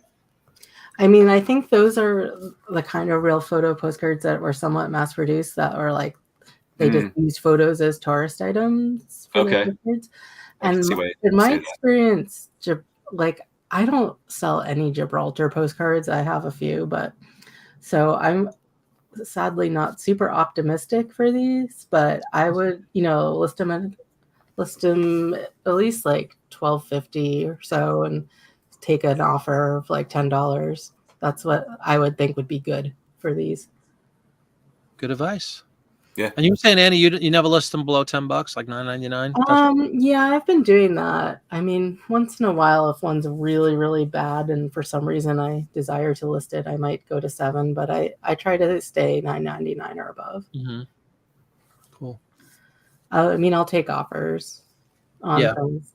I mean, but you're right. Yeah, look at these other comps. I mean, there's just not much going on with any of these. So was that a company that made them as tourist things? Is that what you were saying? Well, I just like it's hard to explain, but people took their own real photo postcards. Like people just took pictures with their normal camera and got them developed with postcard backs. But also companies could use a photographic process to mass produce postcards to sell like any other kind of postcards. I mean, when I say mass produce, I recommend Gibraltar rock monkeys. That's interesting. I didn't know they had monkeys on the Rock of Gibraltar. We got goats dancing. We got monkeys hugging. What's going on with this? Yeah. Watch out for rock monkeys. We at that point already in the show that we have to start showing animals dancing, and we should have led with that. We already talked weather. That's one of the low life. That's one of the low points. When you start talking weather, oof. And then when the rock monkeys come, when the rock monkeys are banged out, you're desperate. All right, you want to. Is there anybody else that we want to wrap up? Maybe. Yeah, if anybody has any, let us know. I feel bad for Nanette. Look at this. She had a major soda spill in her fridge. Cans frozen, then exploded. Is there a photo of that? Yeah. Hopefully. Get that on Instagram or something. Yeah. I'm sorry to hear that. I have a thing I haven't researched yet. It might be interesting. Yeah. Is it a rock monkey? No. Bingo card? It's a Chinese bingo card. Like, I don't know how old. Quite vintage, though. Yeah. And I don't know anything about it, really. Because I don't speak Chinese. Right. Holy cow. It's a continuing problem, and I feel that I really should learn because it's causing issues with reselling. Yeah. Do you ever use the Google app or whatever on the phone? Lens. Translate? Oh, yeah, I do. It's pretty bad with Asian languages. Yeah, because it's symbols, right, as opposed to letters. I think it's like so idiomatic and like like the pitch of the sound and stuff. I don't think you have to I don't know. Computers aren't good with that. Mm-hmm. But I do use it for other languages. Yeah, me too, all the time. When a Crow does have something else for you, Travis, she's saying just hold for a moment, please. She's going to dig something up, so to speak. literally and figuratively. We are holding one across. Let us know. I'll show you weird stuff in the meantime. This is some kind of weird, stupid camera. Hold on. It's a square Some might even say a rectangle. rectangle. So this is some kind of printing plate for a Coke ad, but it's cardboard. Oh, wow. And I've never experienced a cardboard printing plate. And I know about printing. So yeah. And we all know Coke. Coke is one of those polos. Yeah. So very curious about this. I have a couple of them. It's like, deeply embossed in this sort of soft cardboard. Mm-hmm. It's the size of an eighth page ad or so. No idea. It'll be fun to find out. All right, I've got some bingo. I got a bingo comp for you. Hey, that's one more than I thought you'd find. I don't know it's going to be the exact same one, but it looks very similar. Yeah, I'm sure. Right next to the Hindenburg, we have the Nets soda explosion. They're gonna go for big bucks. I have a section called disasters in my cards. Quite a thing. Disaster? Oh, absolutely. People collect disasters. Google Translate is getting better, says Dawn. Okay. I have used it for some of those old woodblock Japanese kind of art as well, and I've had success with it translating that kind of stuff and helping me out a little bit. Really? All right. You want to pull up? Oh, you got it. I'm sorry, I didn't say. You ready? Yeah. And then we'll go to Win a Crow's request. Oh yeah. That looks a lot like yours, doesn't it? Yeah. I bet you don't have the old Levi denim jean holder though. No. It's too bad. I could make one. You could make one. It says 1900s. Yeah, well, the guy I bought them from at Brimfield said that they were from a mining camp or maybe like out west, like settle, and there's a wave of immigration. Yeah. Do you just have the one or do you have a bunch of them? I have 3, I think. Did you get other similar ephemera? Like you could lot it up with additional not stuff? Chinese stuff, no. Oh, let's see. Yes, it was. I saw your post about that one, Crow. Oh, the humanity.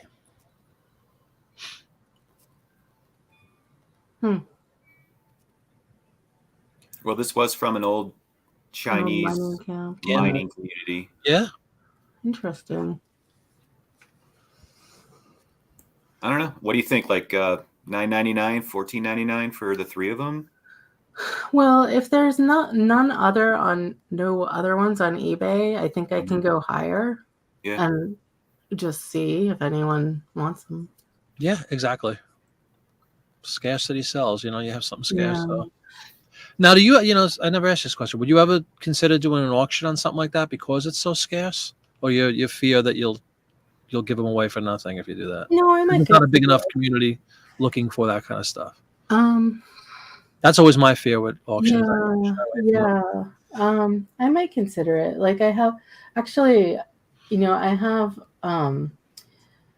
a Chinese, also coincidentally, rice pot, and it has a Chinese signature on the bottom, which I cannot seem to find. Like I found similar, but not exactly the same. And again, I don't read the language, so. But, yeah. And I have no idea if it's new or old or good or bad, it's a nice decorative object. And I think, someone would pay $100 for it at, like Wayfair or something like rate. Yeah. But I don't know if it's better than that. And I was thinking of putting it on auction for $99.99 and seeing. Yeah, that's a good idea.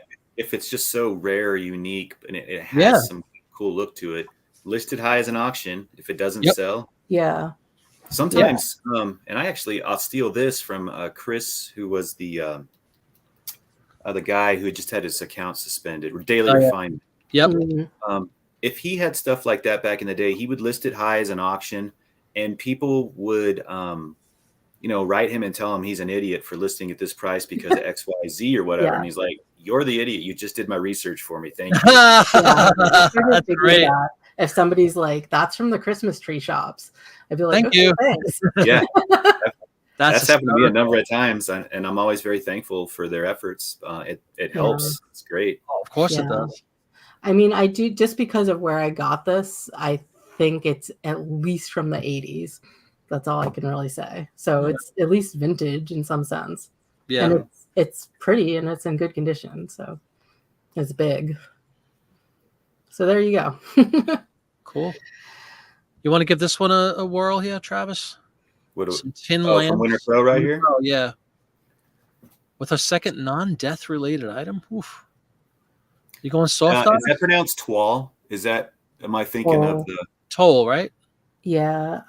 12 has an I, and that's that pattern of usually blue country gentlemen ladies all over fabric. I wasn't sure. I don't know what toll is. It's like a painting technique, usually on metal. It's kind of like folksy. Okay. Let's give it a shot. People did it as a hobby. Not every day. Every day Winter Crow asks for two things that aren't dead.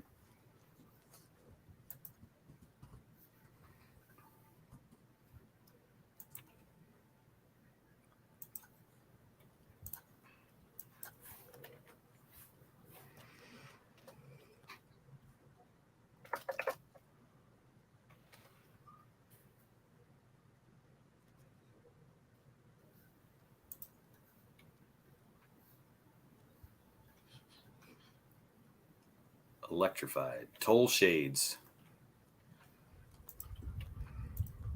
There were a few people talking about they were intrigued by this item. I think Noelle, Farm Girl Scavenger, was talking about it with Dawn, right? I'm just trying to read through. The lamp? I think so. I'm trying to, us with these. There's a million different of these types of lamps. So I'm not really sure what. I was going to say, us with the comments, we get off on a tangent and then you have to go back and I don't know, remember what the heck you said you were going to fix that by the time I returned. Yeah, well, it's still on my board to work on. I'm trying. I really am. As you guys are talking, I'm trying to scroll through, but that's a third quarter change. Yeah, exactly. What's the fall update? When we see our fall update, exactly. I was going to say that. That's a great idea for a YouTube thing. This is my fall update. Yeah, we're gonna be more timely on our responses to questions. Exactly. In the chat. I'm gonna stop saying so much. That's the worst thing about doing videos. You catch all those things. Everybody has those tics, like where they say the same word over and over, or whatever. You don't realize it until you see it. You're like, oh my god. Yeah. All right, I found something. I'm just gonna throw these up there. There are many different types of these. Noelle is saying toll was huge. 80s. Third thing. Oh, she's got another one. All right. We'll I've sold that postcard before. Did you? Yeah, the Morrow Castle. See if I can find how much it sold for. Look at that. That might be a real simple research item. This is my personal Worthpoint. From your personal, yeah, exactly. All right, Marty. I got a lamp up. Okay. I don't know. One Crow's actually saying you could skip the lamps if there's too many to choose from because she's like, I already did all the work, man. I know. Come on. Winter Crow, there's no takesy backsies here. No. You throw it out there, we're going to do that work for you. It's the deal we've struck up. What do you think, Winter Crow? Anything? Stab in the dark? So that style is called toll? The style of like the painting on the blue. And it's like usually that kind of metal. It doesn't have to be a lamp. It can be like a tray or like a little teapotty thing. Or does it come in different colors? Like is and there's like a lot of like roosters and a lot of flowers. It's all that folksy. I've definitely seen roosters and things like that. Yeah. Those metal chickens or like on old milk cans and stuff. Yep. Oh, that's cool. I didn't know that's what it was called. Toll. Look at that. Yeah, you could definitely see. There's a ton of them. So yeah. I think you got a lot to choose from. Winter Crow said, no, mine are uglier. Uglier than this? I don't know. Uglier than those kids in the postcards? There's no way. All right. Was there a postcard too? Or Oh, what? Yeah, what was the other request? Hold on, Winnicrow. We got to go. We got to go to the next one. Yeah, I sold that longer than 90 days ago, so I can't find it. That's a shame. Well, let's find out how good Worthpoint is, and let's see if it can finds find my Annie. listing. Yeah. Let's go. I'm trying to scroll back to the request here. Hold on. I'm I sorry. I see some other ones on eBay listed. I don't know if there's any sold. Look. Tool items. Winnicrow, Farm Girl. Winnicrow, I'm trying to find your request again. Oh, here we go. Ma'am. Morrow Castle Disaster. There's one that sold for $13.45 like a few days ago. And one sold for $3 a few days ago. When did this disaster occur? Just out of curiosity. 30s. 30s. Yeah. What was the disaster? A big cruise ship caught on fire and beached down at Asbury Park. Oh, it's not a castle. Beach. Okay, I thought. Yeah. I hate when that happens. Yeah. And I guess it sat there for a really long time, and tourists came and looked at it because, I forgot why. I researched it at the time. Oh, Travis, we have a correction. It's not a postcard. It's a photo. Oh. So that might change the dynamic a little. Photo, not postcard. Oh, sorry. No problem. I for some reason I think because we've been dealing with postcards all night, we just assumed that's what it got was. it on the brain. Yep. Freudian slip. It's an actual photograph. Got it. Is it like an 8x10 or? Yeah, exactly. Yeah. Do you know is it like somebody's snapshot or like a press photo or? Of it like on the beach or something? Yeah, well, that's what happened, right? It was beached. Yeah, exactly. Is it somebody standing on the beach looking at a inferno? That's awful. I can't believe I had never heard of this. I think it was like on fire at sea, maybe. Oh, there we go. So I don't know. I mean, here's a large postcard, real photo.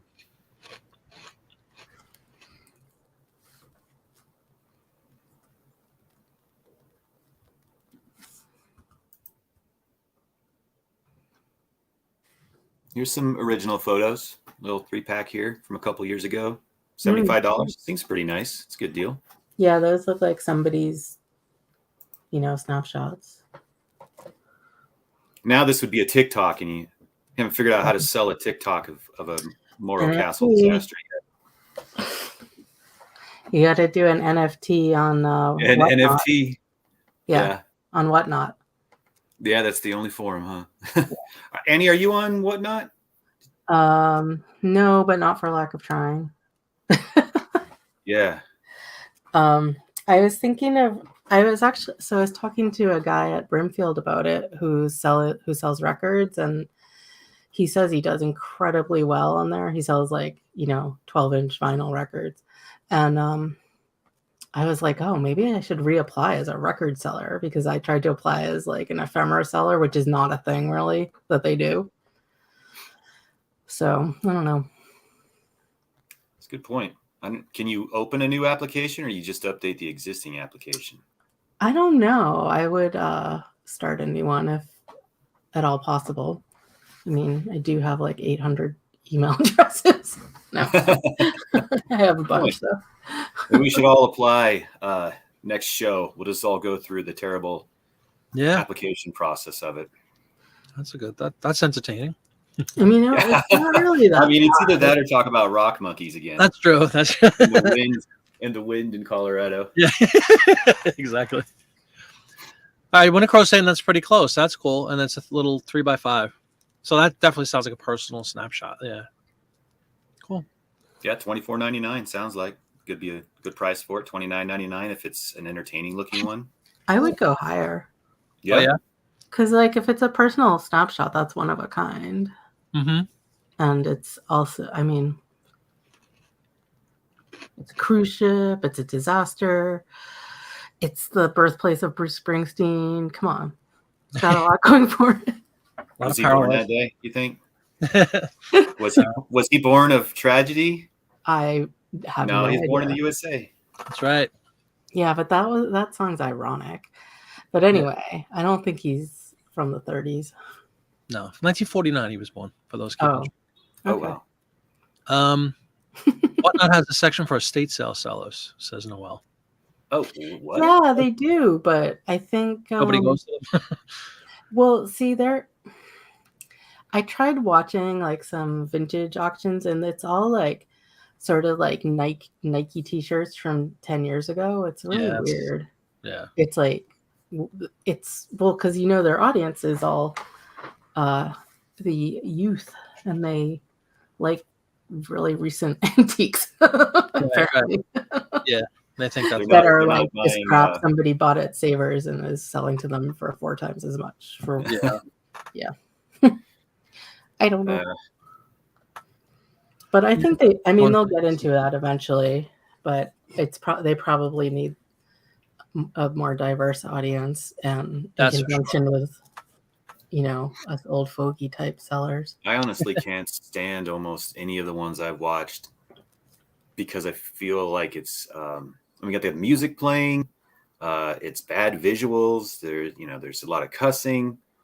And I just don't have any. It sounds like I'm watching an infomercial or something like that. A really bad infomercial for an item I don't care about.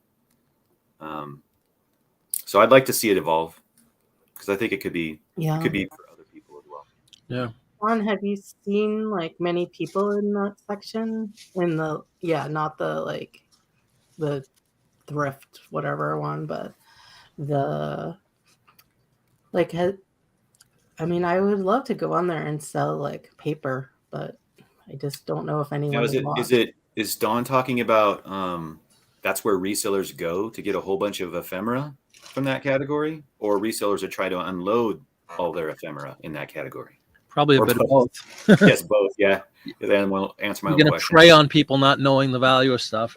And the whole dynamic of these like 30-second, whatever they are, right? 15, 30-second auctions. I mean, my God. It's definitely like its own dopamine, culture. man. That's all it is. Yeah. I mean, I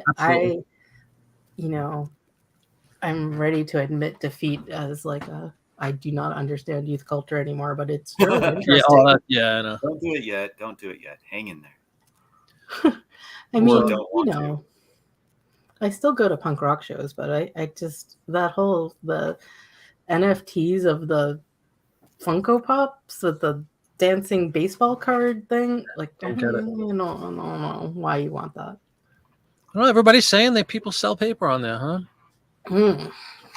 But like, what kind of crowd do they draw? Like, do you get a decent turnout? I really don't. I've only seen 1 or 2 of these auctions, and ironically, they were for record sales, Annie, because that's my thing too. I was thinking to get, because I have hundreds of 78s and I have hundreds of LPs, and I feel like it's a you can buyer's offload market. 50 of them in one night. Yeah, I feel like you can get stuff. I feel like it's a buyer's market in most cases. I think so. If you're looking to get bulk, right? But the other thing would be if you're looking to unload a bunch of stuff. That's what I'm saying. Like my 78s. I would love to do that. Yeah, like instantaneously. Yeah. Don, that's really interesting. I'm gonna have to look harder for better Danny, stuff. you have your homework. That's your takeaway. Yeah. Oh, Popeyes is on there? Interesting. Oh yeah, Popeye's doing great on there. I saw he has a couple of videos about his success on whatnot. So, but here's a guy. He has postcards on there. People are buying postcards from. Oh my God, yeah. And he's literally unloading. You just defined it. He is unloading because he has millions. Yeah, I know. Well, that's what you do. Go watch what he's doing, and you ape that because he's doing something right. Yeah. His volume is so extreme. Like, he could do this every night. People buying them all. Yeah. Well, if people are buying, I mean, I'm happy to sell really cheap. Yeah, absolutely. And I can mail 50 things a day. That's fine. Certainly. And I bet you Popeye's kickstarting postcard careers for people because you get in there and you get a nice lot of postcards from him at a decent price, and you hope to go out there and sell them. So he's probably it's cool stuff, but at the same time, it is. Is it a what were those Beanie Baby thing? I know it's not the same. Oh yeah. You create an inflated artificially idea of a market, right? It comes crashing down. I'm not talking trash about him. He obviously does great, but yeah, copy it while you can. Right. Get rid of your stuff. They call it best practices when you Well, copy. I mean, postcards have been like a perennial collectible since they've, became popular in 1915. But I thought that, the collectors are kind of a dying breed. Aging out, right? Literally, yeah. But, there That's was, this is only just kind of related, but there was an article in the New York Times last week about how there's all these new, young, old book collectors. Like much younger people are getting into it, and that's all of a piece, I think. Mm-hmm. Yeah. So, It's actually good. All right, well, that's the homework, folks. Get in there and see what kind of stuff. I don't need to buy anything else, so that's what I'm afraid about going in there. Yeah, I know exactly. And not buy any more things. Yeah, and you're right. It's a dopamine thing. It's literally game. It's like pulling a lever in I was gonna say Atlantic City, in Vegas or something. Yeah, it's got the best of both worlds. It's got the dopamine. It's got the 30-second thing, and you're connecting with an influencer. Yeah, and that's what people love to do. They connect. They connect more with an influencer. Yeah. I mean, even good people. Yep. No, you're right. No, there's. I mean, want to be a part of the community. So yeah, they've got it figured out. They had some technical issues early on. It was very frustrating to even want to be in there. And then, Rootin' for Relics just talked about how terrible some of that music is and stuff. Yeah, so that's a huge turnoff to me.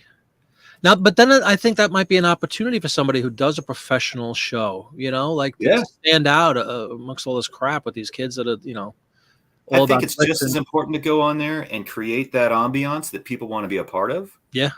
And you happen to sell stuff on there. Right. In your case, you have a rack of wine back there. You start showing off your. Oh, if we could sell wine on Whatnot. Now we're talking. Yeah. Yeah, I'm done with wine after this weekend, so it's going to be a while. I need to sell it. Yeah, I don't think Popeye's selling junk. Of course, he's not going to sell stuff that's primo that he knows about, but I don't think he's giving away like total junk either. Because if he bought it at one point to sell, it's probably worth checking out. That's just my opinion. I watched him for a while, for several years, and is he still selling? Is he still working on the million? Has he listed? Oh my God, that stuff yet? That's probably a decade-long project. Like literally, if you do the math, like think about how many a million is. I mean, if you sold 100 a day, how many? It's impossible. You'll never get to it. What was they were aviation or something? Mostly like Yep. Yeah, that's cool. It is cool. Like old airlines, and then a bunch of like 8x10 photos of just airplanes in general. Very cool. Yeah, I admire his like gumption. Yeah, no, definitely. Not just with the postcards, but like I know he had those issues with his channel, and he came back and he does a video like every day or something. I think he does every morning. What's sold the night before? Yeah. Did he get burned out or something? Because I don't know the backstory. I just know some idiots, Basically, right? Some idiots just. Yeah, I think someone was like impersonating him and like ruining his reputation some way, but I'm not sure of the details.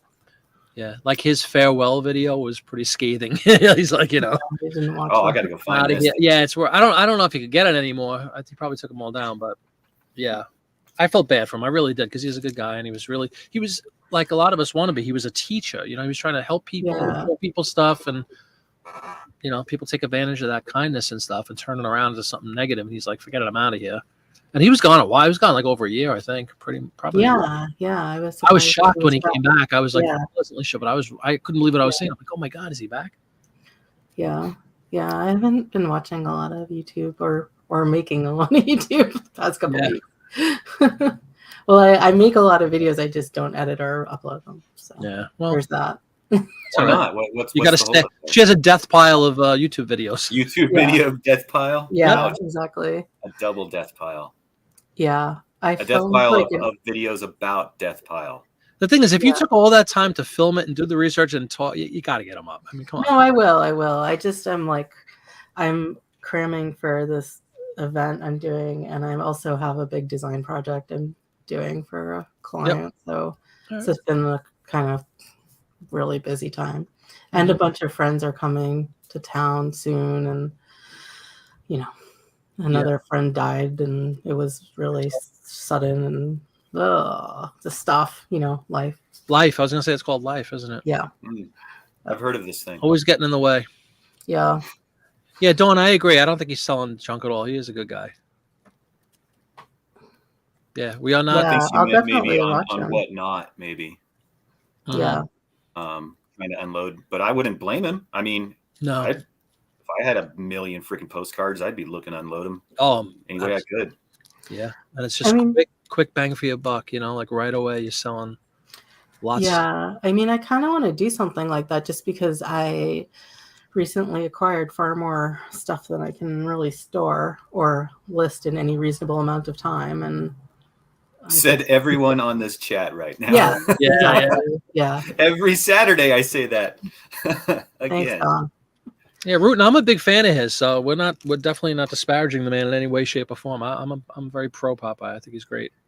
Yeah, I gotta go back and check out some of his vids. Yeah, he's you know, now granted he's strictly postcard, literally only postcard. I mean, with the exception, like Andy said, he does sell some like 8x10 photos now because of this huge aircraft thing he picked up. But he's a postcard maven. You know, that's what he does.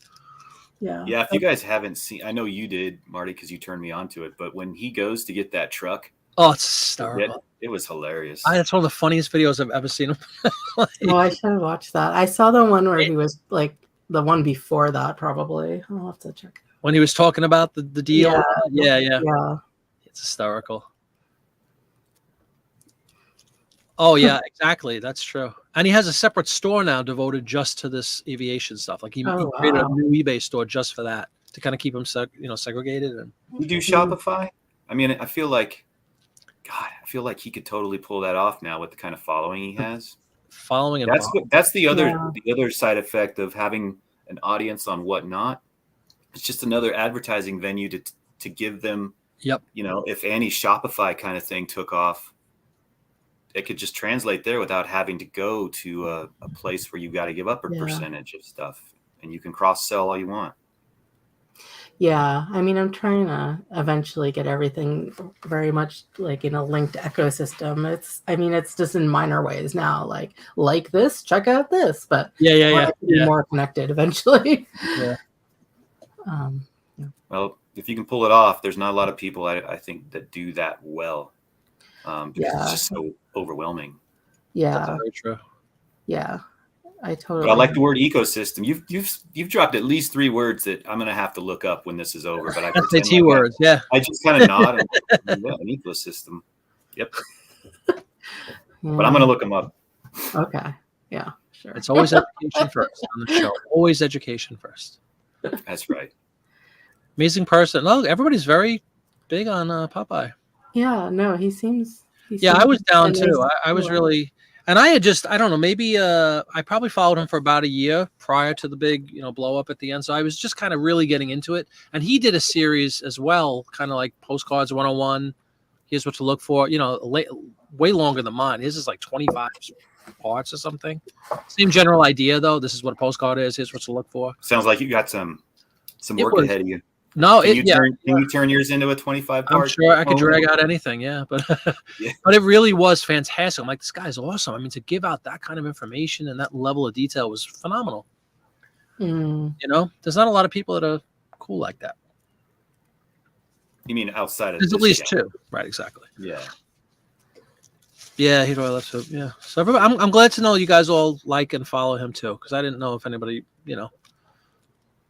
I know he's popular, but I mean, his new channel obviously doesn't have any of he had a really big following prior to leaving. So now he's kind of building up from ground zero again in a way, but he's already on his way. And more importantly, he's selling and he does every morning at like 9:30 in the morning. He's got a video out. Here's what sold the night before. And he's not cocky about it because he has days like the rest of us where he sells, and the postcard game, he literally sells postcards for like $3, $4 with free shipping. Using like that standard envelope thing, which is something cents. So, but again, if he's selling 30 of them a day or 50 of them a day, he's still making some money, and then he has days where he sells like $800 worth. It's incredible, but he's up and down just like everybody else, and every other niche, whatever it's called. Travis, you'll like him. Yeah, he's dry. Mercari. Whatever you say. Whatever you call it. it. All right, Don. I will check him out some more. Yeah, I have seen a couple, and I really do kind of like we're gonna it. convert the boy. Yes, he's close to 1,000 already. Yeah, I know he's back already. I mean, the people that liked him, I guess it's just a matter of now getting the word out to everyone that did follow him initially that he's back. I don't. Maybe a lot of those people don't even realize it yet because it was a surprise to me. I don't remember how he popped up in my feed, but it was just back, and I did a double take. I'm like, this is an old video because he removed all his stuff. Travis, like he took down his whole page. You couldn't go back and look at old videos. Nope, he was done. Like really angry and gone. Okay. Yeah, and then all of a sudden, I'm like, he popped up. I'm like, holy cow. He's letting his eBay coast for a while. Yeah, I don't. Well, I think that's him? eBay's big problem right now. Yeah, I mean, one of the big problems. That is a problem. You're gonna have these like ringers in certain fields running off to Whatnot to that make is like bucks. direct cutthroat type thing. Yeah, Whatnot is doing what eBay wishes it did. Exactly. They're taking the last 30 seconds of primetime eBay auction from 15 years ago when everybody was kind of sniping and all that kind of stuff. They took that and built an empire out of it. So, I mean, and captured like the demographic eBay cannot speak to no matter what they do. Exactly. Right? Yep. And it's so get in there if you can. I guess it's worth it to keep hitting it. As long as you feel like you can do it. Like Rooting for Relics was just talking about how he make it his own kind of thing, and I think that's cool. I think go there and make it your own thing. Don't try to emulate somebody else. That comes off as fake. Yeah. Totally. No, I've watched like a few YouTube channels of like how I started on Whatnot, and just like random people who don't sell the same thing as me at all. Just like getting a feel for what they took into consideration when building their like, persona for Whatnot. Yeah. Kind of interesting. Persona. You ought to trademark that, the Whatnot persona. I can make it part of my brand investigation. There you go. Like, what's your Whatnot persona? It should be a silk screen for a t-shirt. Yeah. Ask me what my Whatnot persona is. It changes. The new dating app too. Yeah, might as well. Yeah. Get it all. I think mine's going to be like really boring and like nerdy and like, he says like and a lot. Yeah. Like it'll be popular. Yep. But have you ever watched Facebook auctions in like specific groups? Because it's like I have. Yeah, I might still going on. Or did they? Yeah, there's an ephemera group that's pretty popular that I watch a lot. Yeah, there's. I mean, I belong to a bunch of them, and there's people do live auctions, and it's not like facilitated by Facebook in any way. It's just a Facebook Live, but this whole culture is developed around it of like how you do it. Yep. And it's like generally very low tech, like phone or maybe a horizontal camera if they're sophisticated, and like just like here's the thing, bidding starts at $5. Yeah, you're right. It's very low tech, very low, and sometimes they got the cheesy music going in the background too. Like it sounds like Whatnot is kind of an extension of that. They've just they made it like they did they branded it. Yeah, they did. Exactly. Like with rules and the way they facilitate it. Yep. Facebook is just like la-di-da. Yeah, it is. They drag on. Don, you're right. Yeah. Like, people will be like, "Here's a lot of 400 postcards." Flip. One by one. Yeah. Whoa. Yeah. That'd be brutal. And then they're like, "Oops, I dropped the camera." Yeah. And then they're like, hold on. Oops, I dropped the 400 postcards. But it is like in a slower, older way. It's the same thing where there's like sort of this like culture builds around the different groups and the different people who do auctions regularly. Yeah. I did one once. I might try it again just because I have more of a blowout mindset for a lot of stuff I have. Like I kind of just want to get rid of some bigger things, and I don't know. We'll see. Good luck with that. Yeah, I think it's definitely it's in vogue nowadays. That's for sure. It's very What about TikTok auctions? Do they have them? Do they do something like that? I assume. I have no idea. I have no idea. I'm not. I guess you could. I mean, people do them on YouTube. I don't see why you couldn't do it on Instagram or TikTok. Or Instagram, yeah, exactly. A lot of people tried. My wife tried to help me get the Instagram set up to do that. I was going to do that when I couldn't get taken on at Whatnot. So I'm like, well, I'm just going to do it on Instagram. But I don't understand Facebook and how that's all connected. So I gave up. Yeah. When a pro is pulling out a last minute request. Look at this. Shooting at the buzzer. Will it go in? It's going around the rim. Is it non-death? She said non-death. That's what is Let's it? The fourth one. Let's do it. There's no better way to end. I hope it's about rock monkeys. Right. Rock monkeys? She must not have paid attention to that. Want to call? Yeah, late on us. Come on, let's go. It's getting late. 9 o'clock. Travis has to eat dinner. Are you eating anymore? Are you eating yet or no? Are we still not eating? Yeah, we're still not eating. We're still not. We're eating. Just but in a window. We're eating like cavemen. Yeah, the window is closed, right? Yeah. Uh-oh. Annie's looking to pull out something. Look at this. Here we go. Here comes a secret box of goodies. Is that a cat? Is that a cat back there? Is it a dog? That looks like a dog. Is it an ugly child? A dog. Okay. All right. That big white furry thing is a dog and a dog bed next to the dog. Okay. Yes. Yeah. With a striking resemblance to the dog, actually. Look at that. Yeah. The bed is literally right there. Just couldn't make it. She blends right in. I don't know why she does that. Her dog does the same. I think it's like cooler on the floor, maybe. Yeah. But, all the kids are doing it on TikTok, and that's what the dog saw. Yeah. And also, oftentimes the cats go in her bed, and she's like, okay. Ooh. She accepts it, huh? Yeah, because they're like, 10 pounds, and she's like 70 pounds. And she's like, I could not possibly move that cat. All right, here we go. When a crow is up with her request. I see a bunch of patches for that, but a leather jacket itself? Okay. Yeah, rooting with the first Krylov reference of the night. That's oh my God, how long's it been? This is probably the longest we've gone without a Krylov reference. Thank you. You guys been talking about the great Krylov? In my absence, or what? Not much. He's been, he's reared his ugly head now and then, but not like with the consistency of our chat shows. And I was seriously working on a Krylov, little movie thing like I have for the Bolo with a serpent coming out of the sea or something. I'm working on that. All right. To be continued. On the back burner with Annie's YouTube videos, I have a Krylov. We have products that are, Yeah, my death pile of YouTube videos. Yeah, your death pile of YouTube. Try leather jacket, Zach Wild autograph. Okay. Is that someone I should know who it is? He's a guitar player from, is he with Ozzy or something? I think he played with Ozzy, I think. Oh. I know, Dawn, right?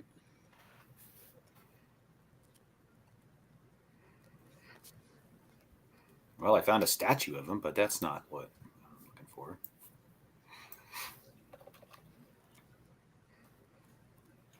I wasn't a fan of Pop Shop Live and didn't know if I could use it as Canadian, but it is addictive. Yeah, that's the word I always hear is it's addicting. Which is good when you're on the seller side. You want people to be addicted. The time frame is what knocks me out. About 30 seconds. Like I said, you could lose your shirt really fast. Like you better, I don't know. I'd be terrified to do that, to be honest with you. All right, so here's a guitar pick that's sold for $230 with that guy's autograph. Oh, yeah? Would you say that's on par with a leather jacket? Because there's not a leather jacket comp. It's not a leather jacket. I'd say a leather jacket is much better than a guitar pick. Right. I would too. All right, so the autograph has part of the value, obviously, and then the product that's autographed on. Yeah, a leather jacket should be $100 easily, right? Just a leather jacket. Don, the auction professor, should know this because he loves leather jackets. He loves leather jackets. He has 60 of them. He does. And they fit his kids too. Wow. Oh. Here we go. He replaced. Oh, okay. Yeah. I'm seeing stuff like that. There's not a ton of that, but obviously it's definitely got some value. Let me share. Okay.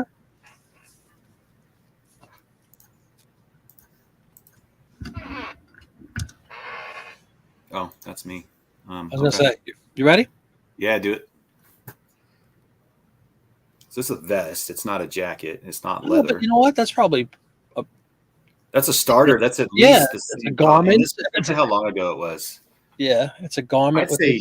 I'd say the jacket's worth probably 179 at least by itself until you add that autograph on there, and it's a leather jacket, and there's no other comps.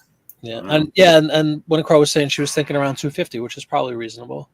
I think that's reasonable. You might even start it out higher though.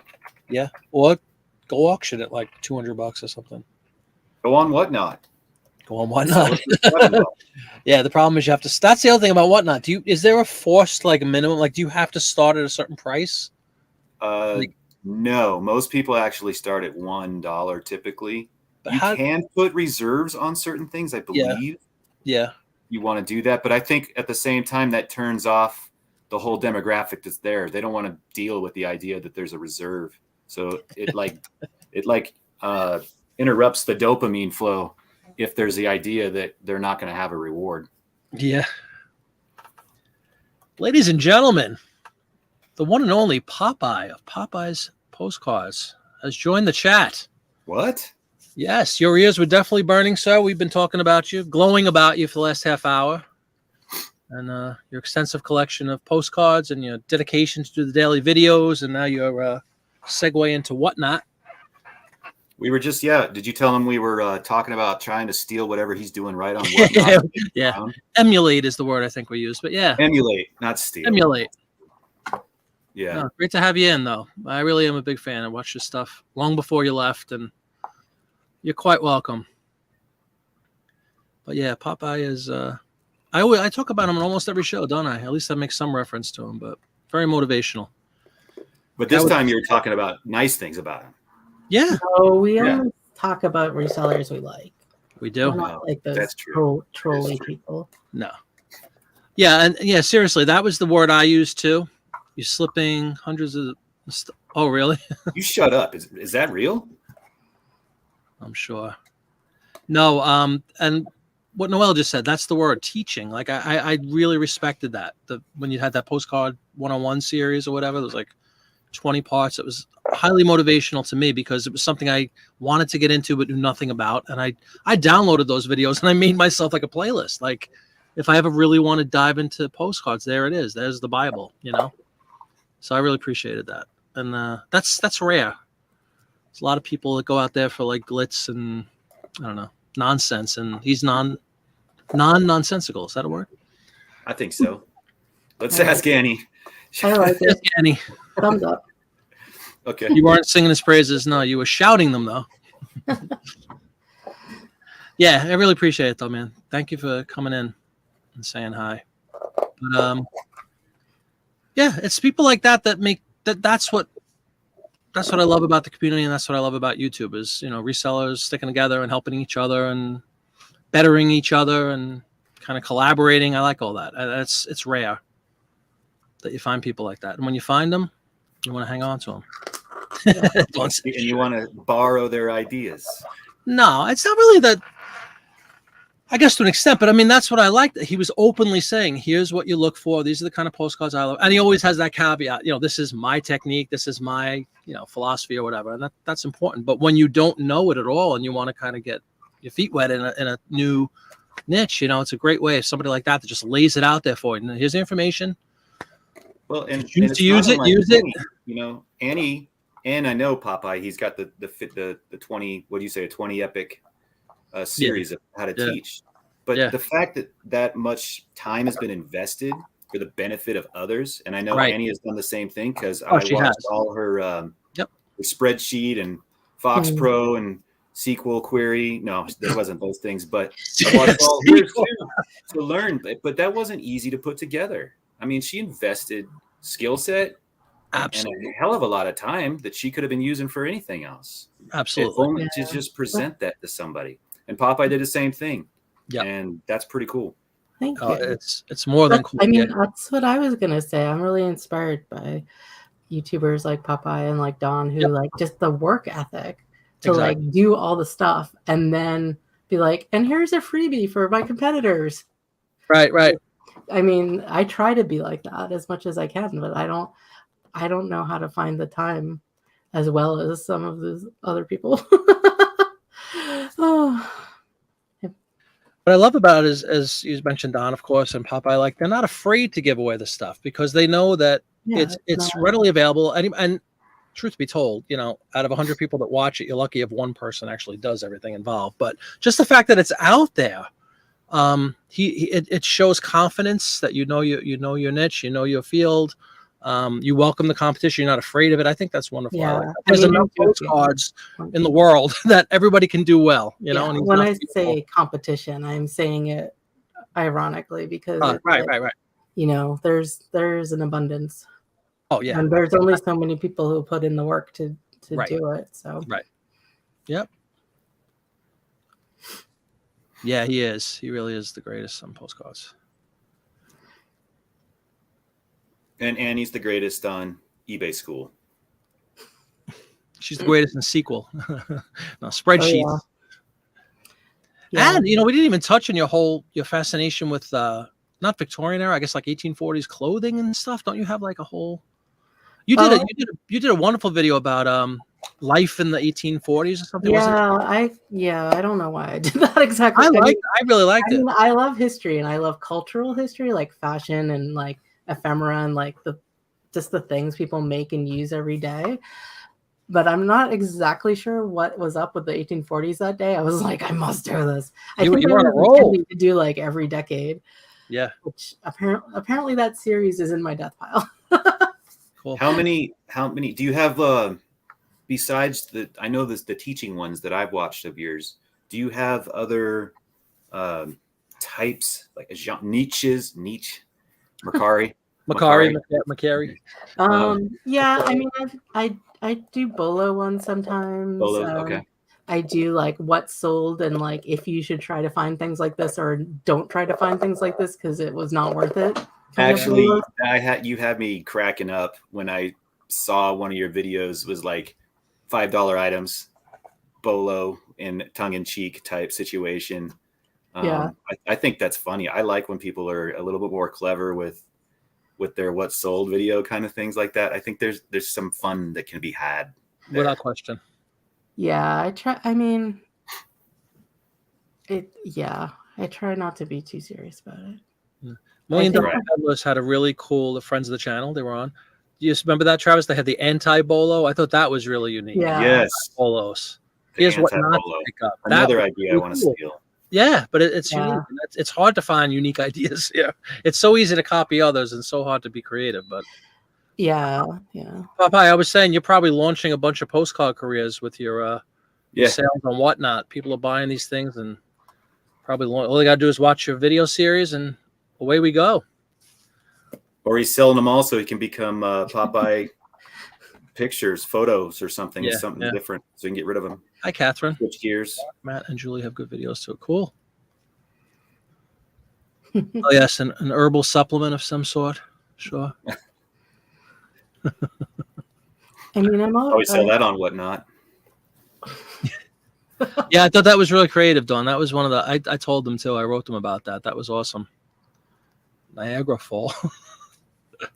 Well, not Niagara Phallus, right? Ooh. Oh. Well, I mean that's kind of what it looks like. I'm just reading here.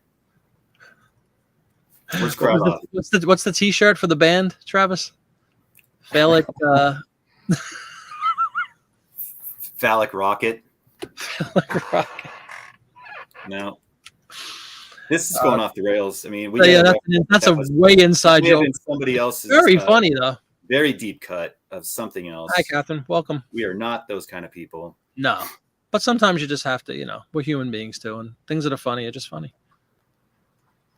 All right, guys. Well, it is 9:15, and Travis is starving to death, right?